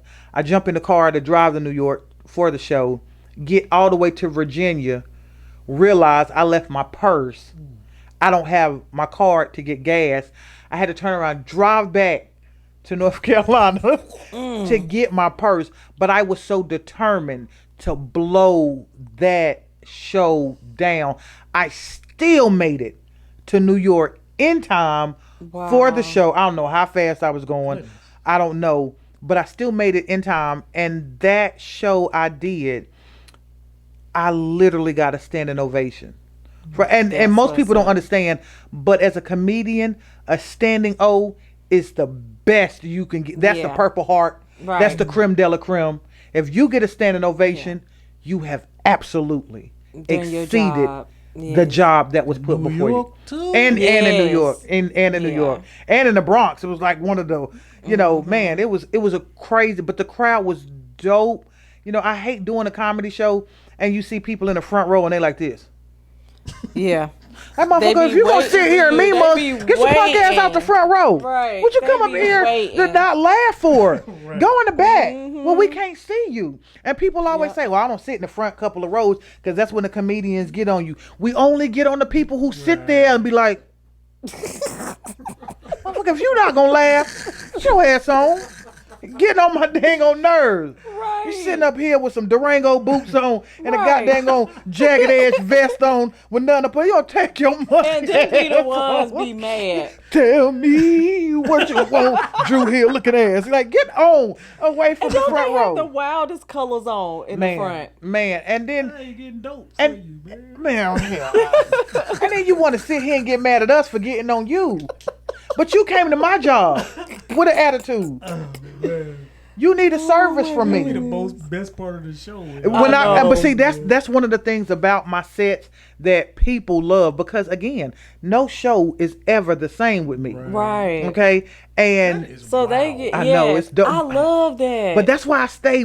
People like, why they keep you in Kentucky so much? Every time I turn around, you're doing shows in Kentucky and Indianapolis. Why are you up there so much? Because they never get the same show twice. Right. So people like I literally just got booked yesterday in Kentucky. I'll be there September the 13th, the week of anyway.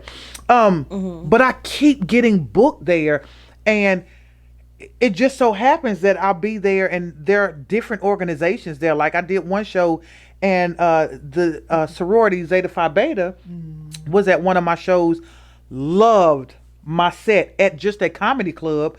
They have booked me continuously every single year after that Wow. to do their annual galas that they have. Also, how can they reach out? How can they find you on everything? All right. So, if you would like to donate to help the cause for the different things that Because I definitely want to donate, especially to the women, like for the. that. Well, you know what? I am as of April, I am a bona fide Eastern Star.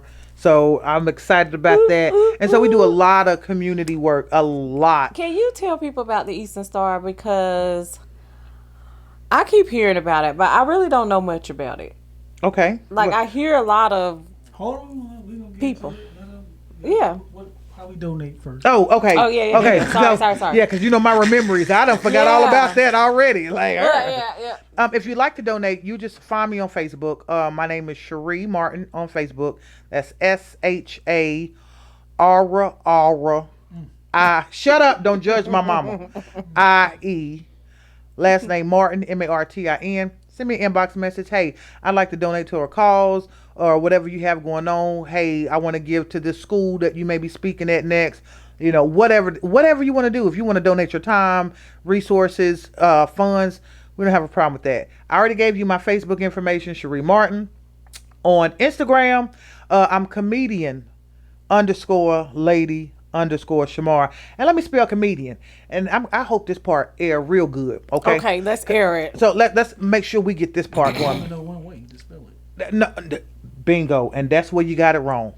So, lesson time.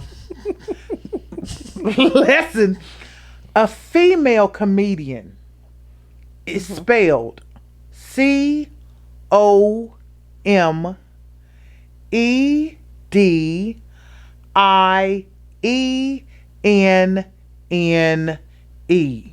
Oh. So if you see a female comic spelling it as the men do, that just means that chick don't know nothing about her craft. Oh. That's like somebody looking at you be like, sir. And you be like, no, I'm a ma'am. So waiter, waitress. Yeah. Exactly. Mr., Mrs. It's the same thing. So a female you. comedian, and when I first came out, I spelled it like you said, COMEDIANIEN. That's how I spelled it. One of my coworkers pulled my coattail. He said, I want to hip you to something. He said, I don't want you out here looking crazy and stupid. And I know you a research nerd. That's not how you spell comedian. This is how you spell it. Now go research it. And ever since then, when I researched it, I was like, wow.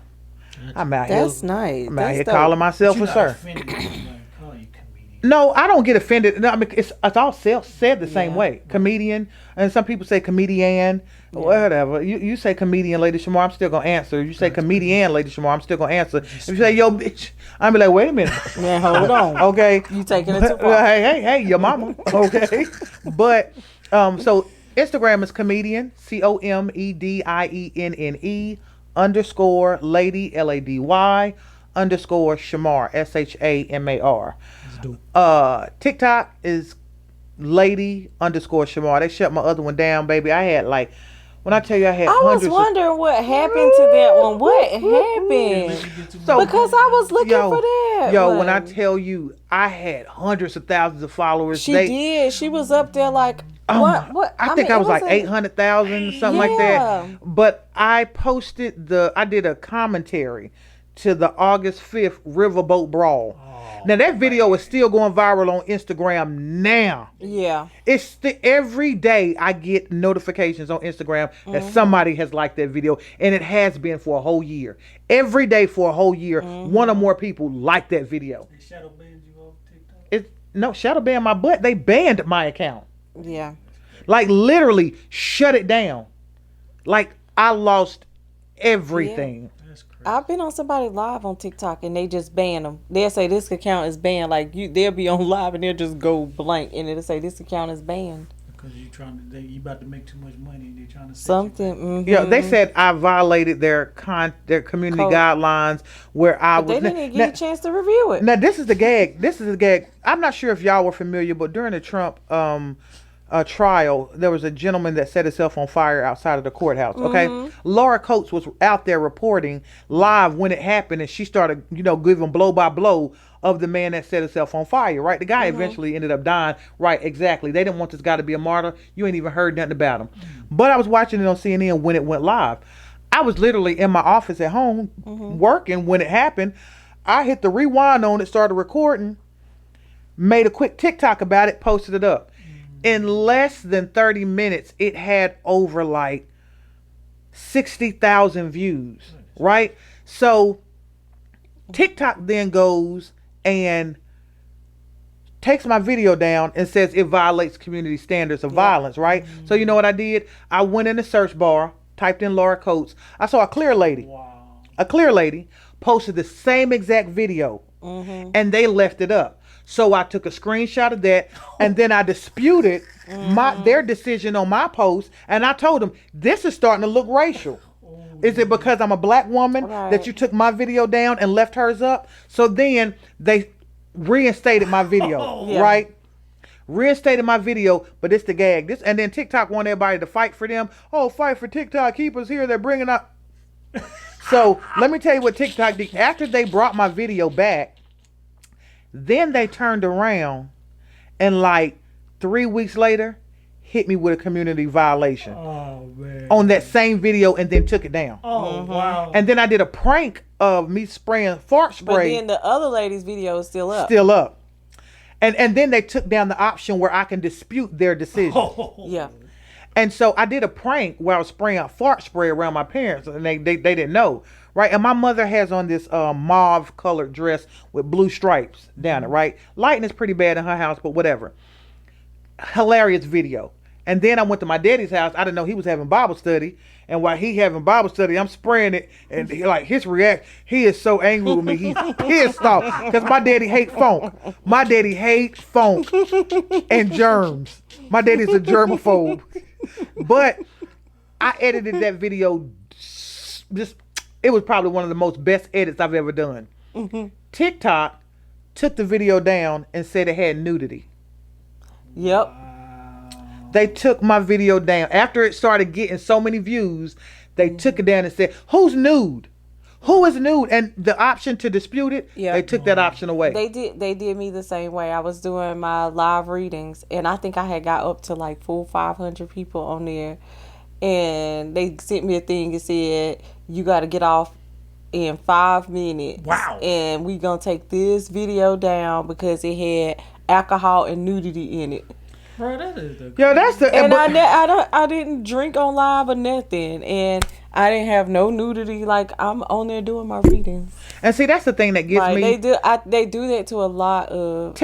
I've been seeing a lot of black people. And you know why? Because they be running that money. That money be running up on them lives. It was they gotta pay a lot of money. What's old boy named something from the gram? He'd be like, Shaniqua, clock out for me. I know who you talking about. Okay, Nas is it Nas from the gram? The one that work at McDonald's? Yes, Yeah. right. Yo, he did a TikTok, and I don't know if it was live or just a video, but he was basically giving the breakdown of the millions of views that he gets on his videos and how TikTok paid them peanuts. Yeah. He was like, so I'm taking my videos back. When I tell you, when Cat Williams sat down with Shannon Sharp, and everybody was jumping on that baby interview ever. When everybody was jumping on that bandwave, I did a quick video. I took a picture of him, and I was like, when I send you this, it means you a fat Faison liar, right? I literally was one of the very first people that jumped on that. That thing had like over like 1.78 million views on the post, and then the shares were like in the tens of thousands. The check that Facebook wrote me Much. for that, somebody right now, while you ain't doing nothing, if you got an iPhone, like swipe up, open up Google, and then open this back up so you can watch it while you searching. Type in, how much does Facebook pay you for 1 million views? Hey, you do it right now. Answer that. Oh, now you know I know. because you do numbers. I be seeing you do You know, numbers. I don't, on one post. That part. Every 21st of every month. Every month, Facebook cut the check. You hear me now? Yeah. Look at he writes. He types slow. He's sitting over here like HOW space. Hold on. Yeah. Suppose creators can earn a few cents per view on Facebook Reels. For example, a reel 42,500 times earns $200. Scroll. The creator will make about point. Scroll. You go in front of 1 million. You didn't put that in. You didn't put what you put in the search field? 1,000. Huh? 1,000. Come on up some. Okay, so about 1,000 to 10,000. Didn't I tell y'all about my Facebook checks? Facebook view. They ain't give you that. Who didn't? Yeah. Oh, they did. Who didn't? Okay. I thought they tried to jerk you. No. But TikTok would. Yeah. Facebook pays me every single Listen, month. that money drop in my account every month. Okay, I don't play, but see and that's I take a break. But my Facebook checks was. Oh You know, my I'll God. take me a break in a minute. But Yeah. when at the highlight of my Facebook check, like my checks was Yeah. nice. Getting that bag. Yeah. man. Listen, they was always. I think even on a month where I was just BSing around, not doing nothing, I think I got a check for maybe like $438. Yeah, I'll be telling them for $500. Like, bro, that's your car payment if you do it the right way. If you do it right, if you can get it right, That's you'll money. make like. And TikTok, you can't even match Facebook, but you want the U.S. to save you from and you over here shadow banning people, and you turn around deleting our videos, line talking about his nudity. Look, no, baby, that was Black Girl Magic on my mama you saw. She's got a caramel tone, but she had a mauve colored dress on. Poor lighting. To you it might, but if you had actually watched the video, Exactly. you would have seen my mother had on a whole full maxi dress. So I don't had really a shirt on up to my neck, See. so I don't know how how I presented any type of nudity. What you I think don't- about Patreon? Well, who? What you think about Patreon? Yeah, Patreon. Have you heard about Patreon? Who? What? You're not on You Patreon? charge Why? people like a subscription fee and you Yeah. distribute your own stuff. Yeah, you I had not no on clue of that. I thought Patreon was a person. I'm about to say, what he do? that? I gotta set you up on Patreon. Please hit me those deets, sis. I appreciate you you. know I will. I thought I got Patreon was a dude. Like, what he No, do? girl, He you talking know I about what got you. Look, oh, thank you, boo. I thought it was somebody else that was shooting at the black folk. Like, what you think about Patreon? Go to jail. He need to go to jail. What he do? Spill all the tea over there. Free And you know what? subscriptions only. That's what Instagram wanted me to do, is like do my subscriptions. But I'm like this. You know, on IG, I see how many people view my stuff versus the amount of likes, but that's with anything. Like Facebook, I put some. But I the could- views count. That's what they don't get. That part. And That's that's why I what I keep love. looking at my I tell stuff. people, listen, I don't care. You gonna come to my page religiously every day, whether we ever be friends or not. That part. You gonna delete me, and you still gonna come back because And you look, just that nosy. I'm that still part. gonna get that view, That and part. I'm gonna get that check. People don't understand that. People really don't. But Unless then you just Facebook. annoy me. That's the only reason why I block it. But other than that, I let the views run. But see, run what I themselves up. don't like is that social media altogether, Facebook, Instagram, TikTok, they are not allowing things to just be organic, Right. to go as they gotta control what you see, what and. So Well, when we see, what post happened stuff, is they put it changed down. The algorithm too. And see, when the U.S. talked about banning TikTok, that's when they changed the whole algorithm. Now I'm starting to see everybody that I needed to see when TikTok was when it was up, but Right. when it was up for TikTok to get banned, I'm Yep. starting to see people I ain't seen. I couldn't didn't know I was still friends with her. Me too. That's really Me cool too. what she doing. Yeah. I like that. Let me share this with my homegirl. But these are the things that they Yeah. never let us see. Yeah. But as soon as the U.S. talking about banning them, now TikTok spending all I this ain't never money had so that they many could be likes paying on creators. videos. Yeah. You spending money you could have been paying these creators, Nas from the Gram and all these other jokers Yep. for their content. You spend this money on ads. TikTok is a great company. Don't ban TikTok. It supports my small business. Bullshit. Okay? TikTok do gets all who they know. TikTok makes whoever they want to famous. Yes. Now I do see a lot of clear people. All of them have millions and millions right, and millions man. and millions. It's and how to millions and change millions a and millions freaking of horseshoe. Understand? views. It's a whole lot more of them than it is of us. But no. On TikTok, yes. In America. Man. No, it's more of us. Man, 40 million we black, swimming in that. 300 million white. We swimming in that. Them brothers is they making their rounds. Thank you. Up through little Bessie.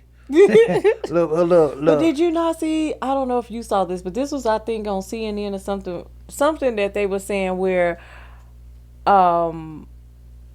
what is it? White women are having mixers with black men, like our African men or something. They're sending for the true Africans or African Americans. I think it's African Americans, like just the black men, like they're dating outside of their race, and they're set like the fathers are setting the women up to produce. Probably with the athletes. No, just black men in general. Poor black dudes. Heck, now you know Ray ain't coming in there. Well, you know what I'm saying. Yeah, but men, they ain't like Rick Ross and Drake or nobody. But you know what? Rich. At the They end of the just day, regular. how does that make it any different than the I'm gonna have to the find slave that trade? article. Yeah. How does that make it any different than the slave trade? Because They most said- people don't realize that most of the cities, especially the southern cities that you visit, with the street named Market Street, that was the street that they sold the slaves on. That's why it's called Market Street. Duh. Yes. And so when and even like in that little square down in Fayetteville, Is this where they facts? used to This is hang, facts. where they used to hang slaves facts, and sell them. yeah. Damn, And even you know that KFC, not far from Boston's House of Jazz, when you get ready to go off on the exit to get on 29, there used to be like these raggedy houses off to the side, Sure right? did. Those were military houses that the Negroes stayed in when it was time for the war. I forget which war it was, Yeah. but because the black men couldn't live where the white men lived, that was their bunking headquarters. And those were the house. Because I was asking, why are these raggedy houses still here? This is an eyesore. And they said what it was. Now, So I don't. it's historical now? It was. Where are they at They now? tore it down now. Where are they at now? Damn. See, most of this stuff gets deemed historic where you can't tear it down. But they didn't do that for that. So what's Is the that story why the about? clinic right there too?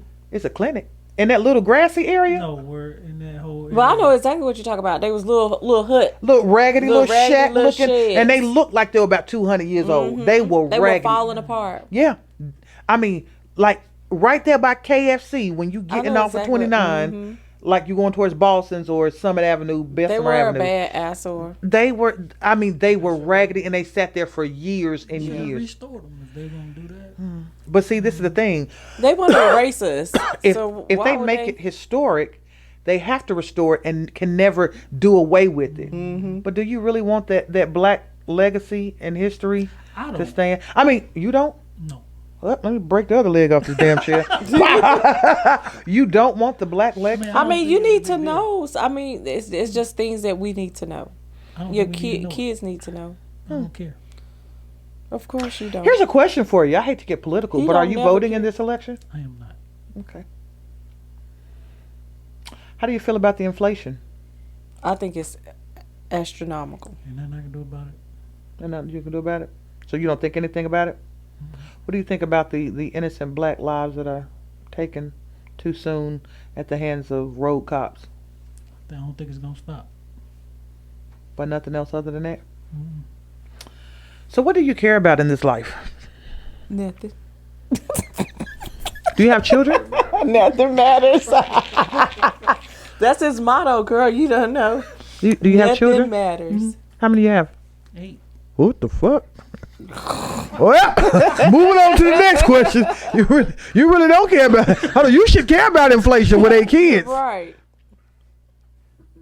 Wow. He said How that's old is what- your He oldest? said that's what we're here for, 22. procreation. Your youngest? 6. You think you're here for procreation? He said that's what I we're here don't for. think we're here for procreation. That's the only reason we exist. To procreate.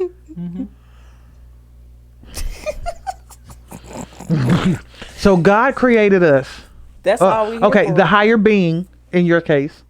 Do you believe that there is a higher being? No. Oh. How we get here? How did anything get here? No. You can't answer a question with the question. I've been asking him that question on how many You podcasts, watch how many the episodes now? podcast. Right. How many I don't think how there's no many times supernatural we talk reason. about this? He says, "Girl, we came from matter. We didn't come from matter. We are matter. We are matter, and we just evolved over time." So we I'm started off as a assuming speck that of dust on the ground. That just the wind kind of blew, and it kept blowing Blew to it, turn to a tumbleweed, No, and then the it tumbleweed grew arms, and then eventually the tumbleweed Turned arms into a kept doing this, scarecrow, girl. and then grew legs, and then we hopping around like this, one arm, one leg to the other one come Explain out. How we got here? That's ridiculous. I don't know, but I believe some type of supernatural. Referring to the dirt. Yeah. Well, you know what? I think a lot of this. Rise. I think a lot of this biblically. You just told two different fairy tales. I think a lot of this biblically comes from the fact that the Bible, if people were honest with it, because in my opinion, the Bible is a tool that was used to keep blacks in line. Woo. Okay. Now see, when I say this, You know, but I genuinely think that's what it was because, and hear me out here. I know my daddy a preacher. I know. Thank but you. listen to me. I've been saying it. There are things that are in the Bible that could not have ever happened in this world, okay? Like you get swallowed up by a whale and you down there for what, 3 days, all the acid in the stomach and all that, and you still pop out and you never see the whale again. I think it needs to be stated. I don't believe it either. I don't believe but it I either. think it needs to be stated in the Bible. These are parables to be used as a teaching lesson. tool. Don't Thank say you. this is what happened, because then you're gonna have people like me that's gonna debunk it. Right. Yeah. But the Bible was written for that era, so there's no reason for them to like put Thank you. a disclosure out. But now, even if that was the case for that era, now we're in this era where you have preachers who are preaching that same era word. Thank you. You should have evolved as well to be able to tell your congregation, your sheep, your flock, hey, this is the Thank story of the Bible. But instead, you want to use what's in the Bible that was written way back then to scare the black people. You give out these prosperity messages. If you don't tithe, you will not be blessed. There's nowhere in the New Testament where it tells you to tithe money. Never. It ain't. And if tithing is a thing, I give my tithing through charity work. I give it a lot. I believe in God. Me too. I believe He's real. But it's a Me reason too. why you tell the supernatural story, because it fits with the supernatural ideology. I get that. But then you have your beliefs, the people that are teaching it that way, your beliefs are eventually going to die mostly with you when you die. And you only have a few left that are spreading what you said. But the rest of us people, you can call us woke if you want to, but we like this. Ain't no way you survive. Hey, wait, how he walk on water? That's the whole point of faith. Faith is the evidence of things. Yeah. So, and even though you don't see it, my thing is this: explain to people, this is a parable. Like, I can't tell you how many times I call my daddy throughout a week and be like, hey daddy, I'm reading my Bible. This don't make no sense, player. Explain this to me. And I don't care if he tired and he just laid down for work. Hey, take your CPAP machine off, player. I can't hear you. Sound like Darth Vader. Explain this to me. And my daddy has to break it down. And I ask a gazillion questions. Like, Yes. In layman's terms? Yes, because my daddy know I'm not that person. You're not finna thus thou arteth me, because I don't understand King James. I don't speak King James. I do not speak King James. I speak NIV. CEV. Come on with the layman terms Exactly. stuff. I need you to just explain it, to break it down. Yeah, so my daddy breaks it down to where I can bite size eat it. And then But when that's a good thing, because a lot of pastors don't. They want to quote and be scholars and all these big quotes and all this. And I'm be like, just what did Jesus do? It's hard to do What that. message did You can't he give give? That people part. the real in religion when they facing the real world. see, that's the thing. When people facing the real world, that's the thing. Even more reason to give the real. But gotta that's the give thing. faith How many people and really hope. want to hear the word when they going through? Right. Okay, when people are going through something, I they believe really just it. want to hear they want to have a A shoulder they can positive- vent on. yeah, Let them positive. vent for a couple of hours, a day or two, maybe even a week. Then, hey, look, well, we can pray about this. Come on, and they be like, yeah, we're gonna pray about it. You be like, yeah, come on, let's pray. Yeah. They didn't expect you to be like, all right, come on, let's pray. They be like, oh, okay, let's pray. Mm-hmm. Then one of two things gonna happen. They gonna either learn how to pray for themselves, or they gonna stop telling you their problems. It's a win-win for me. Either way. Either But it's way. always a parable. Either way. Yeah. A parable gonna work. I mean, that's why I don't have no problem with religion. I think it's necessary to some degree because most of us don't have the ability to look inward and figure it out. So they may need fellowship. They may need this word or that word, but I don't believe it all. I just think that we need it. I don't believe everything that the Bible says happened. I don't either. But I am learning to look within. Like, I meditate a lot. And I do realize that within is and soul searching and really seeking God and seeking Him for yourself, like, or whatever higher power. Like, for me, it works. Like, I see my life changing in a positive, in a better. Like, I even see, like, my demeanor about things have changed That's a all lot. that matters. And so to me, I feel like that's how I'm spiritually growing. Like, some people have to run to church because that's the only kind of guidance that they understand. But everybody don't have to do that. Like, for me, I pull from within. I read the Bible too. That's why when that controversial comment came up, but I read the Bible. Like, I read it, I pray, I meditate, but I found that I've been more at peace when I seek within me, and I do the work. And that's, then my outcomes are totally different. and I think we need more of a, we have different things where we have stuff for youth, we have stuff for troubled youth, battered women and stuff like that. But there needs to be a more inclusive environment for people that's free of charge. It should be For I people agree. to learn how to meditate, because most people, when you say meditate, they instantly get the thought of somebody sitting on a yoga mat and crisscross applesauce doing this. No, And that's not it's necessarily not. what meditation is. Like, my best friend had to get me into that. She's like, Ree, you need to start meditating it. every morning before you get up for work. Take 10 to 30 minutes, just meditate. And I'm like, when she first started, I was like, I don't know how to meditate. I'm She was telling like, you. go somewhere, just sit in silence. I said, well, what am I listening for? She said, exactly. That's meditation. So when you sit down, your mind is going to be still running. Like, oh God, let me hurry and get some meditation out the way so I can log on for work in time. Oh, I need some coffee. Oh, I need to do this. She said, and then after a while, you done got all the thoughts out that you needed, that your mind is going to start quieting down, and then it's going to calm down. And then you're going to start thinking of the things that you need to do better for you. I need to do better at balancing my checkbook so that I can make sure I take care of this. Yep. Be there and be present for the kids for this event they got going on. Make sure you make your husband's lunch. Make sure that you do that extra good when you get home. And so your mind begins to tell you all of these things that you need to do, and just that quick, guess what? You've meditated and you You've don't already even know. done it. But Yes. the thing is, everybody think that there's only one way to do something. It is, right, it's not. Like, the way they meditate, it might not even resonate with you. You know Right. what I'm saying? Right. Right. You just got to figure out what works for you. I like Right. grounding. I do too. Like, I like to sit outside. I like to soak up the sun. Yep. That vitamin D. And I like to sit out, That's important. like you see Heck my yeah, I got a vitamin my D mom's deficiency. backyard. I see that she got back. trees all around. Cut them like down. the birds come Give me and some chirp, sun. and when I tell you, I be out It's there peaceful. just. That's But- my little sanctuary. I'm not sure if you know of Dr. Ziti Numilo. What?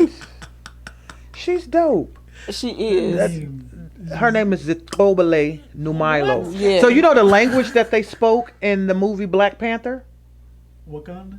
It ain't Wakanda, but I don't yeah. know. Okay, the language that you heard them speaking, that is her actual language. And let me make sure I get where she's from correctly.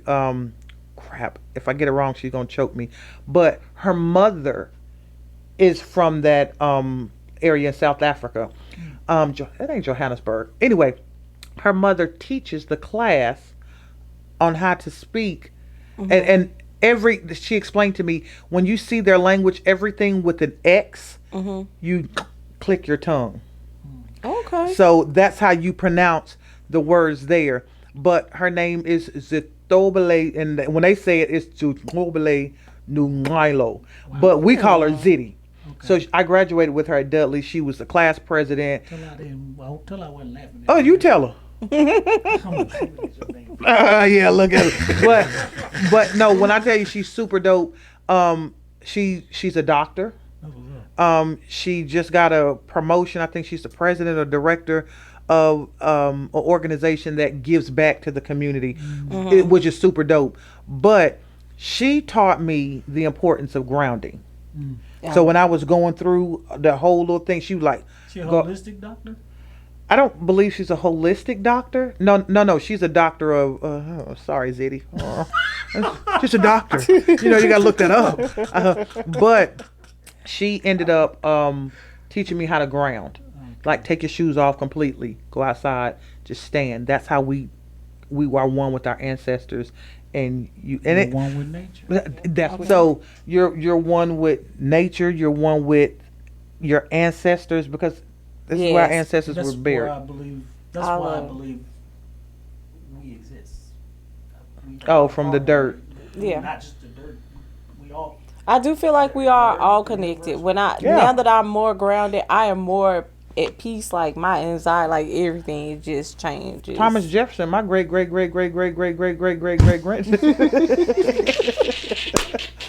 he used to go on my great grandma.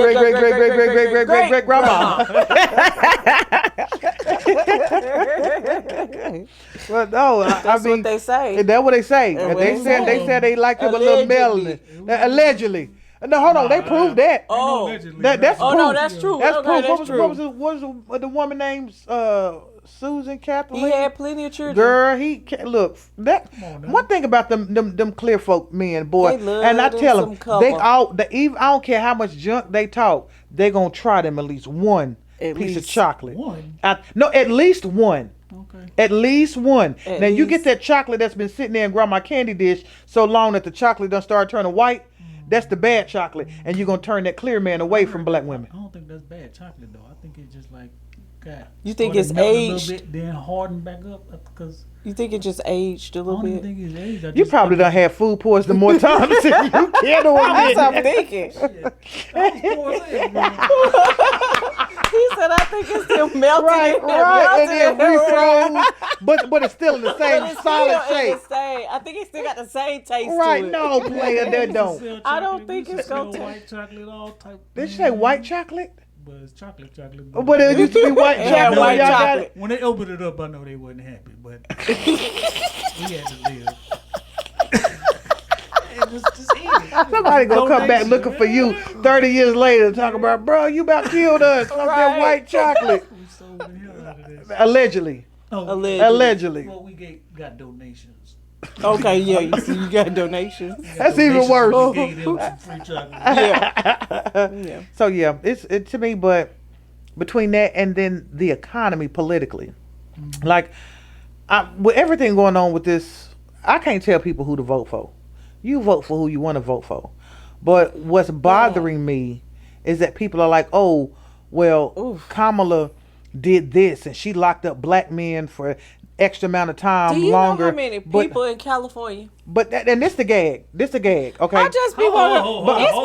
It's more homeless people in California than it is locked up. But I mean, the numbers that they talking about. But see, this the reality of it. I'm not downplaying it at all. This the reality of but that. What they didn't show was that only half of those men, they might have got locked up, but only half of them served a sentence. We're not gonna judge her off of that. No. But this is what I'm trying to get people to understand, and people are totally overlooking something. Let's give you the scenario. I come to, let's say you working at McDonald's, okay? I come to you in the drive-thru, and I say, y'all left my food off on my last order I had yesterday. I want it replaced, right? Please. You know, Okay, well, I can't do that. Let me go ask my boss. You go ask your boss, and your boss like, yeah, no, tell him no. And you gonna give me a reason to tell him no? No, just tell him I said no. You go to the window and be like, I'm sorry, man, we can't do that. And then she gets mad. Oh, McDonald's ain't in. And she go on Facebook and a rant and all this. This is what people are not understanding. It wasn't Kamala's decision to keep them there. It was her boss, the governor's decision to keep those black men incarcerated longer than what they were supposed to. Right. That was actually the campaign he had been running on in California the whole time. He just used Kamala as the scapegoat to enforce it as the attorney general. And that's going over everybody's head. But they're not even talking about all the good that she has done since even Biden since she's been VP. She's done so much for the state of California itself and for blacks and in the black community. I actually had to research it. Yes, I've researched it myself. Like she's done a lot to get a lot of black men out of prison and reform, like all these reform programs. And she was and gun control, like far as like gangs and violence and bringing peace in the war zone neighborhoods and stuff. Like she's done a lot for the community. I get all of that. But people gonna say what they're gonna say. But at one point in time, I'm like everybody else. Where was she? Like last year, before she became the presidential candidate, did a lot of stuff. She did a lot of things for California. No, you didn't, because that's what I'm saying. But see, I had to do the research to figure out where was she. She was doing a lot of stuff for California. She was doing a lot. The borders. She was. But you know what? I wonder why they did not capitalize on the things that she was doing as much as they capitalized on the things that Biden was doing when he was VP. There you go. You didn't see so much of Kamala. Because she's a woman. And that's that. Yeah. But so now that she's up for the highest job in the land, like, oh, well, where was she at? We ain't there. Don't get me wrong. That was me too. Yeah. I was like that last year. Joe Biden should have been. But I follow her. He can't remember to put one foot in front of the other to go up the flight of steps to get on a plane. Y'all see how many times that joker fell? That joker fell like 5 times going up the same step. Like, bruh, one foot before the other. Well, we know that. So I was pretty pleased. I hated that Biden stepped down, but I was pleased to know that Kamala stepped up and the amount of money that she's raised. All divine. Yeah. Man, girl, why is people talking about the profits? People gonna put in who they want to put in, man. And you know what? I watched the story on the news this morning as I was getting dressed for my show today. And there were so many more Caucasian women in Pennsylvania that have flipped to Kamala Harris over Trump. And there were more clear men that were these clear men out there on the golf course hitting balls. The guys stopped to interview him. How do you feel? I wasn't too keen on Biden, and Trump is a little sketchy, but I was still gonna go for Trump. Well, now that Kamala Harris is in potentially in the runnings. What do you think about Kamala Harris? It was like she got my vote. Has done. They're like she's younger. She got that vibrance. She can give us coherent sentences. Clear people are switching.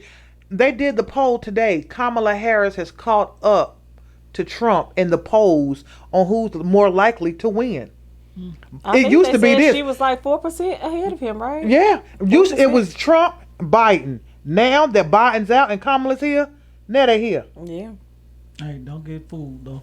Listen. They like to pull a whammy out at the end. Well, I'm gonna tell you like this: the Simpsons ain't never lied. Nah, they ain't. They ain't missed. You hear me now? They have not. Look, I'm gonna go. I'm gonna go back to start watching them. I need to keep up. Think that's what I need to do. Mm-hmm. Let that predict your future if you want to, man. Man, when have the Simpsons missed? They ain't missed now. Why did I see? I'm tell you. Hold on. This is the funniest thing.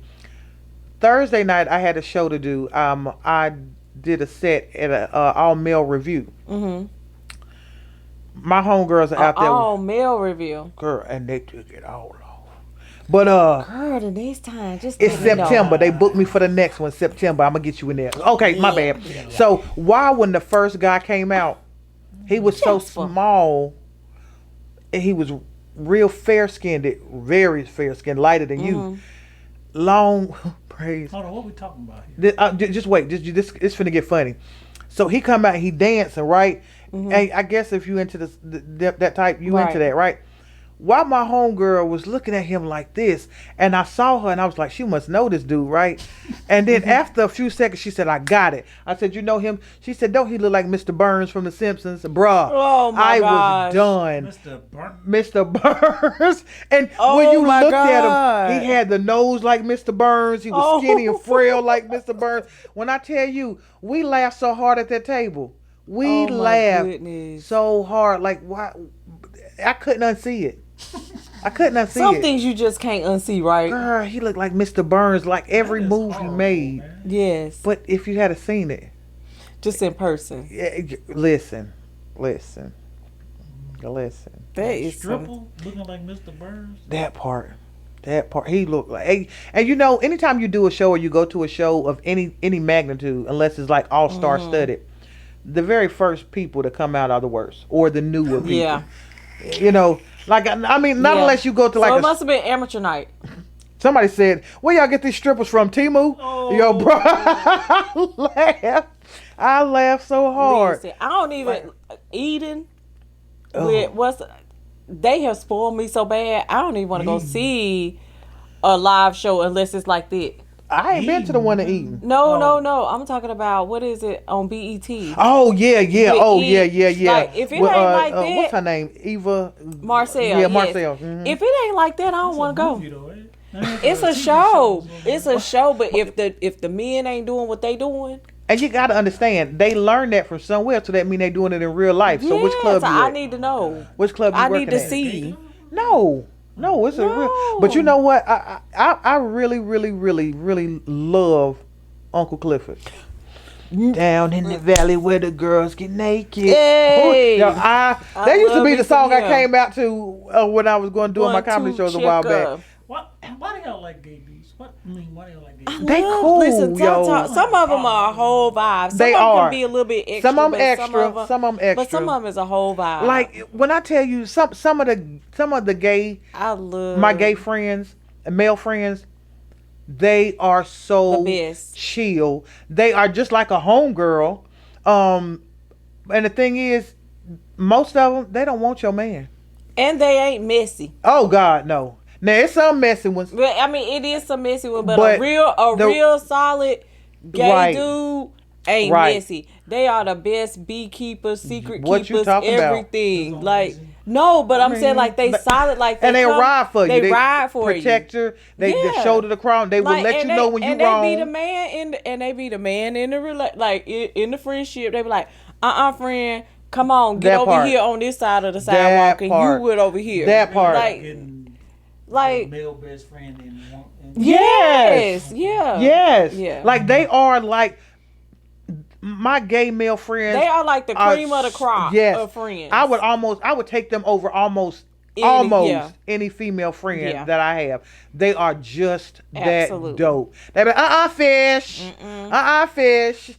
And you know, That's naturally a trade. they would tell you quick. You see a dude, you be like, dang, he fine. Sis, that's a trade. That's a trade. You You don't gotta know love what trade. You gotta love a good. Okay. Call him a good Judy. You gotta have a good Judy. Yes. You got to. But it's more trades out here than you know, and that's the Yeah. scary part. I've heard. It's a lot of trades. He know he had a stalker. You had a male stalker? Yeah, a couple stalkers. Why are you having a lot of men stalkers? What's going on? You out here? They slinging- think he. I asked them. Oh, you converse with them. Yeah, I'm not homophobic. My dude.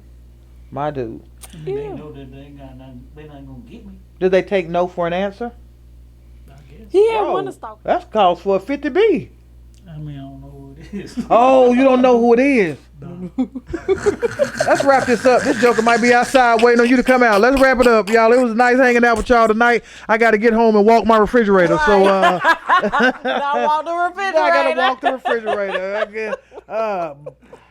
Let me get off y'all couch. This juice gonna have me knocked over the head. I told Before you you. leave, how much longer you gonna be doing comedy? Oh, I feel like you just getting started.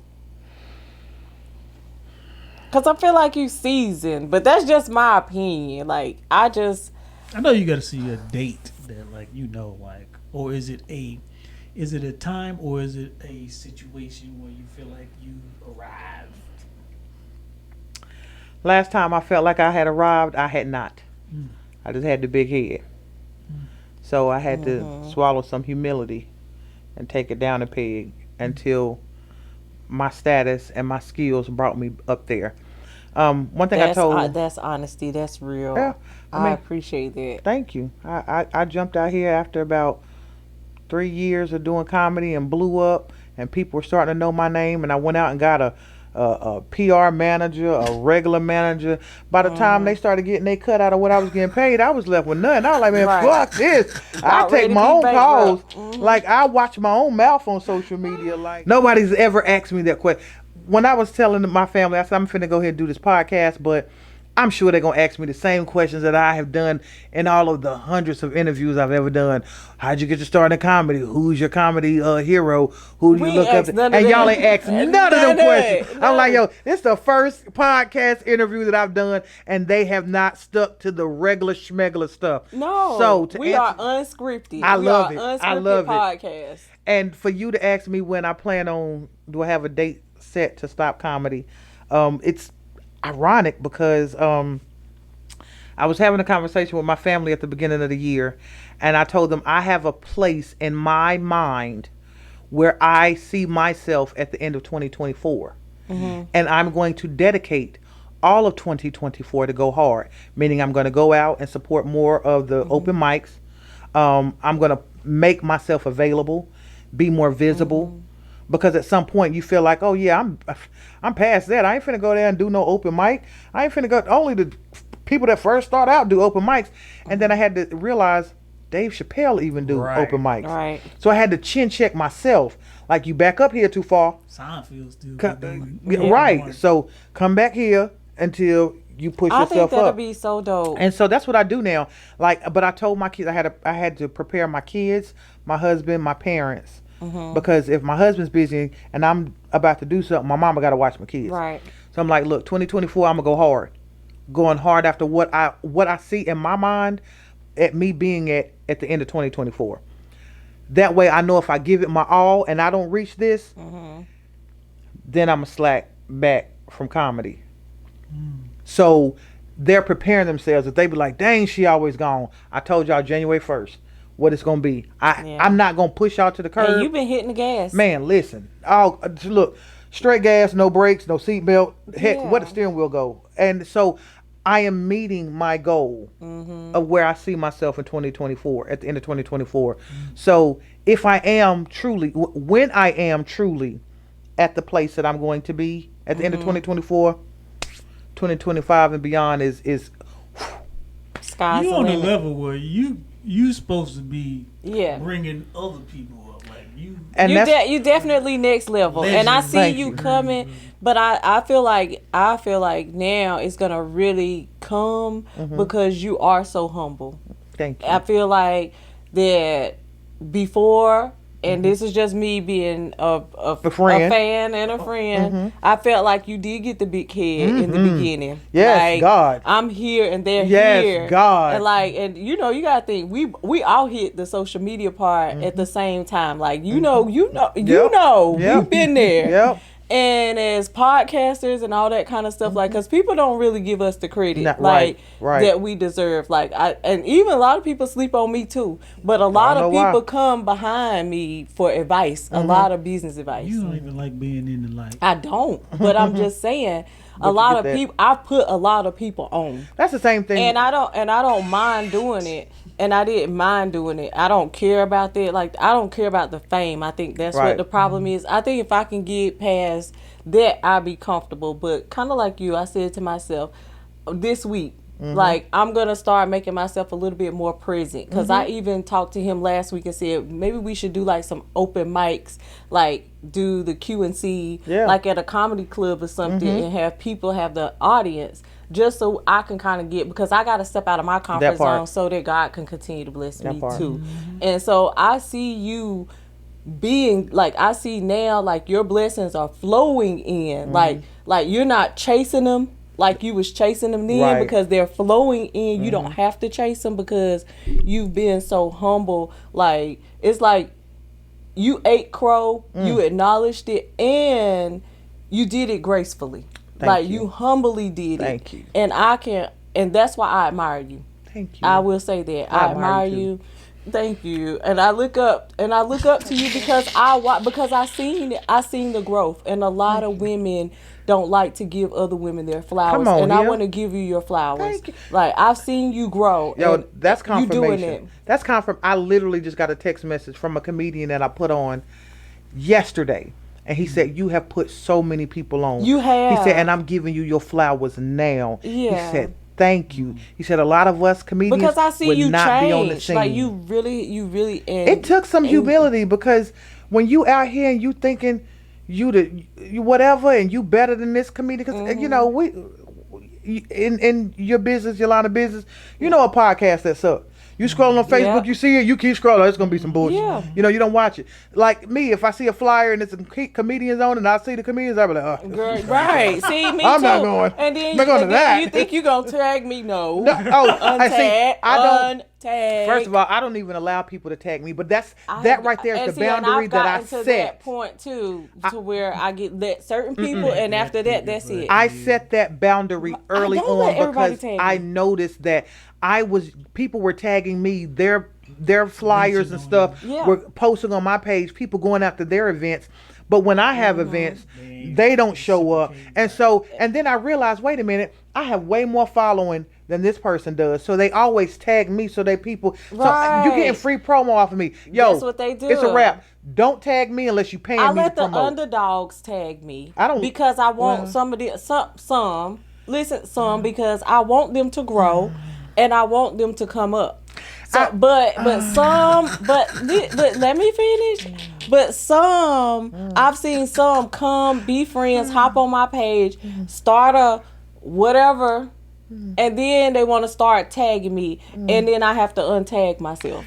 Because it's like I'm not. You only came on here for one agenda and one agenda only. But like for some people that everybody don't like to be tagged a lot.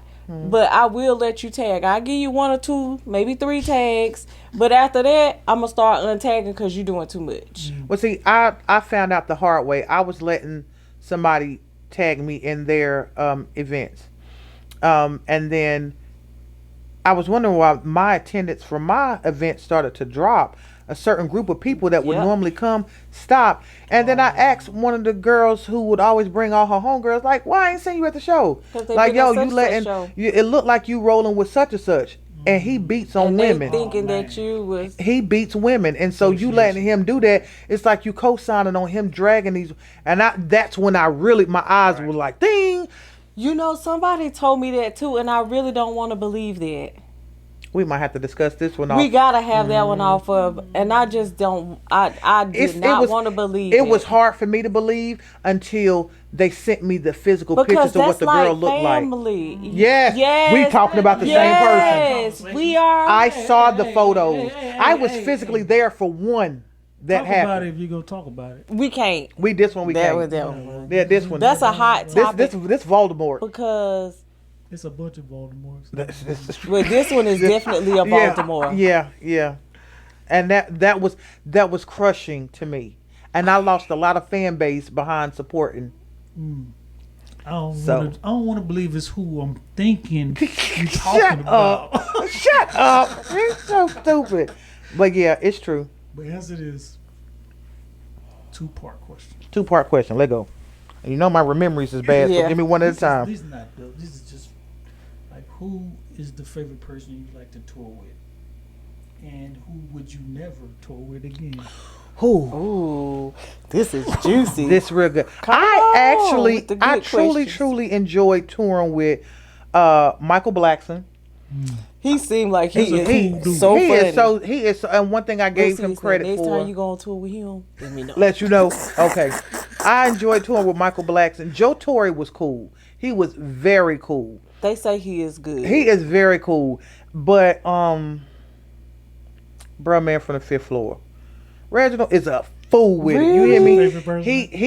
He's hilarious. We were doing a show down in by the coast on the East Coast, and he was coming up the steps to get on the stage, tripped and fell, hit his knee on the corner of the step, And the whole crowd's like, oh. And then he get up, he was like, man, I'm all right. You know, he doing that. Bruh, man, from the fifth floor, all right. You know, he doing all that. And then blood leaking, running down his leg. Like it was, man. But we got back to the green room. He was like, that shit hurt. I know it did. And the one person I would not tour with, and I can't anymore because they're no longer here, would be AJ Johnson. Y'all know I've told the surroundings of the story, but I never actually gave a name. I've done many interviews and told. Okay, well, tell us, because before we leave, we need to keep this last little bit of tea, or should we wait and then have you back on here? Don't even matter. I got piping hot tea for days. Okay, but but AJ Johnson, most people don't know him by AJ Johnson. They know him by Crackhead Ezel. Right. So he passed away not too long ago. But I did a show with him maybe about 5-6 years ago or something like that. We were at the Dynacon in Greensboro. And there was some fellas on the ticket with us, and we were in the green room just shooting the shit before the show started. And if you don't know what happens in the green room, comedians are just sitting there cracking jokes on each other, chilling, kind of getting our head together. And I come in, and he says something to the effect of, dang, you got some big lips. And then so, you know, I'm sitting here like, shut up. He was like, yo, he's like, come suck my dick. You know, so all of the comedians were just like, yo, like we responded the same way, but it was a joke. So I'm cool with it. I'm like, bruh, go ahead on. And then he was like, all right, I'm playing. He was like, now unless you really gonna suck my dick, right? So we laughing again, right? And then we go on to another topic or whatever. And then he says it again. He like, come on back to the bathroom, suck my dick. You know, I'm like, nah, bruh. Serious, you know, I'm like, nah, bruh, I'm good. So he really was serious. And then he said again, like off to the side, he was like, yo, for real, like, come on. And I looked at him, I was like, no. Yeah, like, I mean, because he Ezel. But then he said it again, maybe like 4 or 5 minutes later. Yeah. But it was you could hear it louder that time.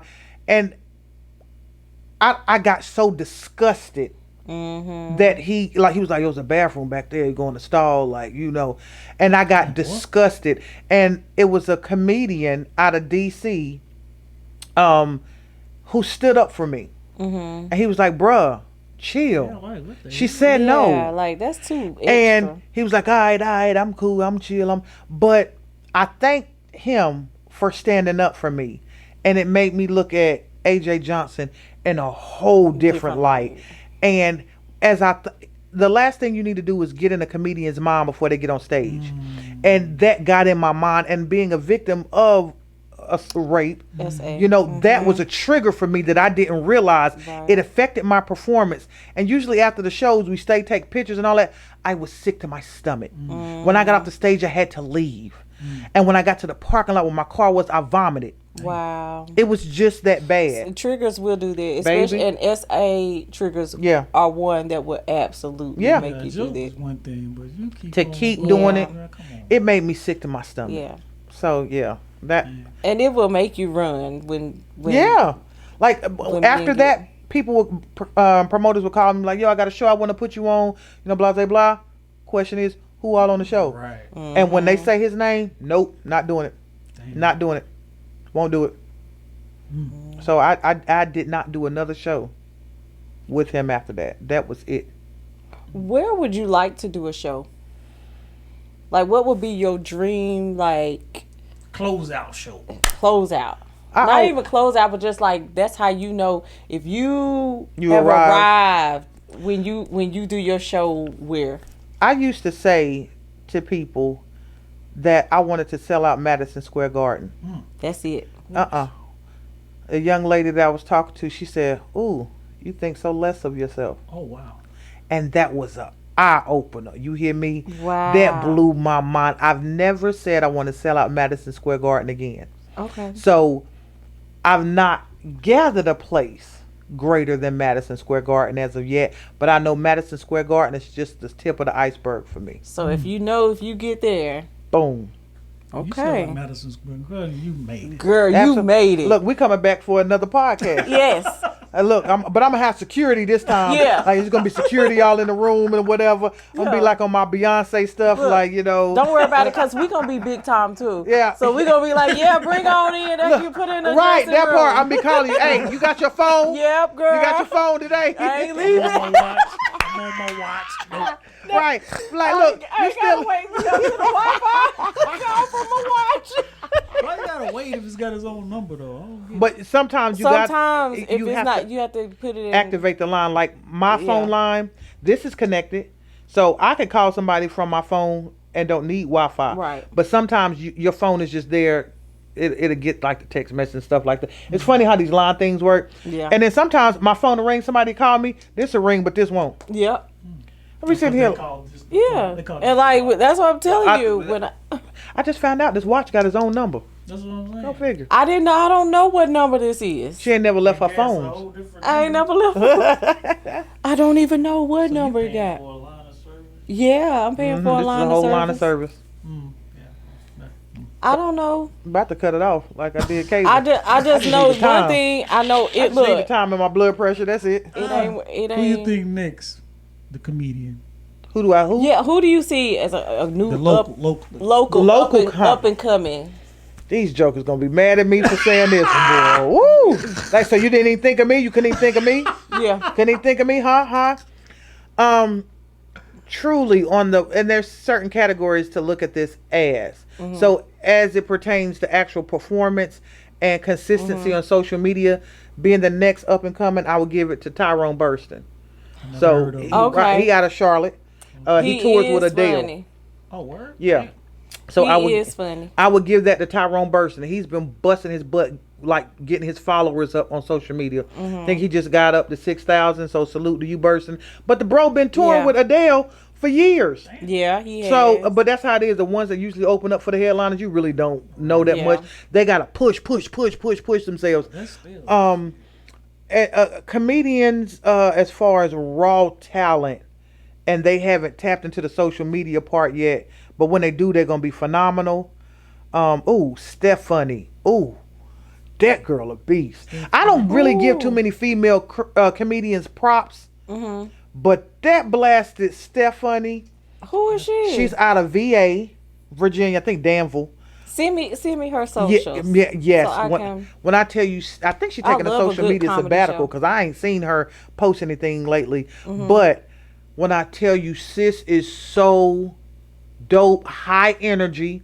Like, she's so dope. When people hit me up and like, yo, can you do this show on this date? And I'd be like, yo, I'm booked. They'd be like, you know another female comic? I got one. I always hit Stephanie up. That's like, yo, good. Stephanie, you got a show this day? And she's like, oh my God. When I text her, she was like, oh my God, I'm so honored.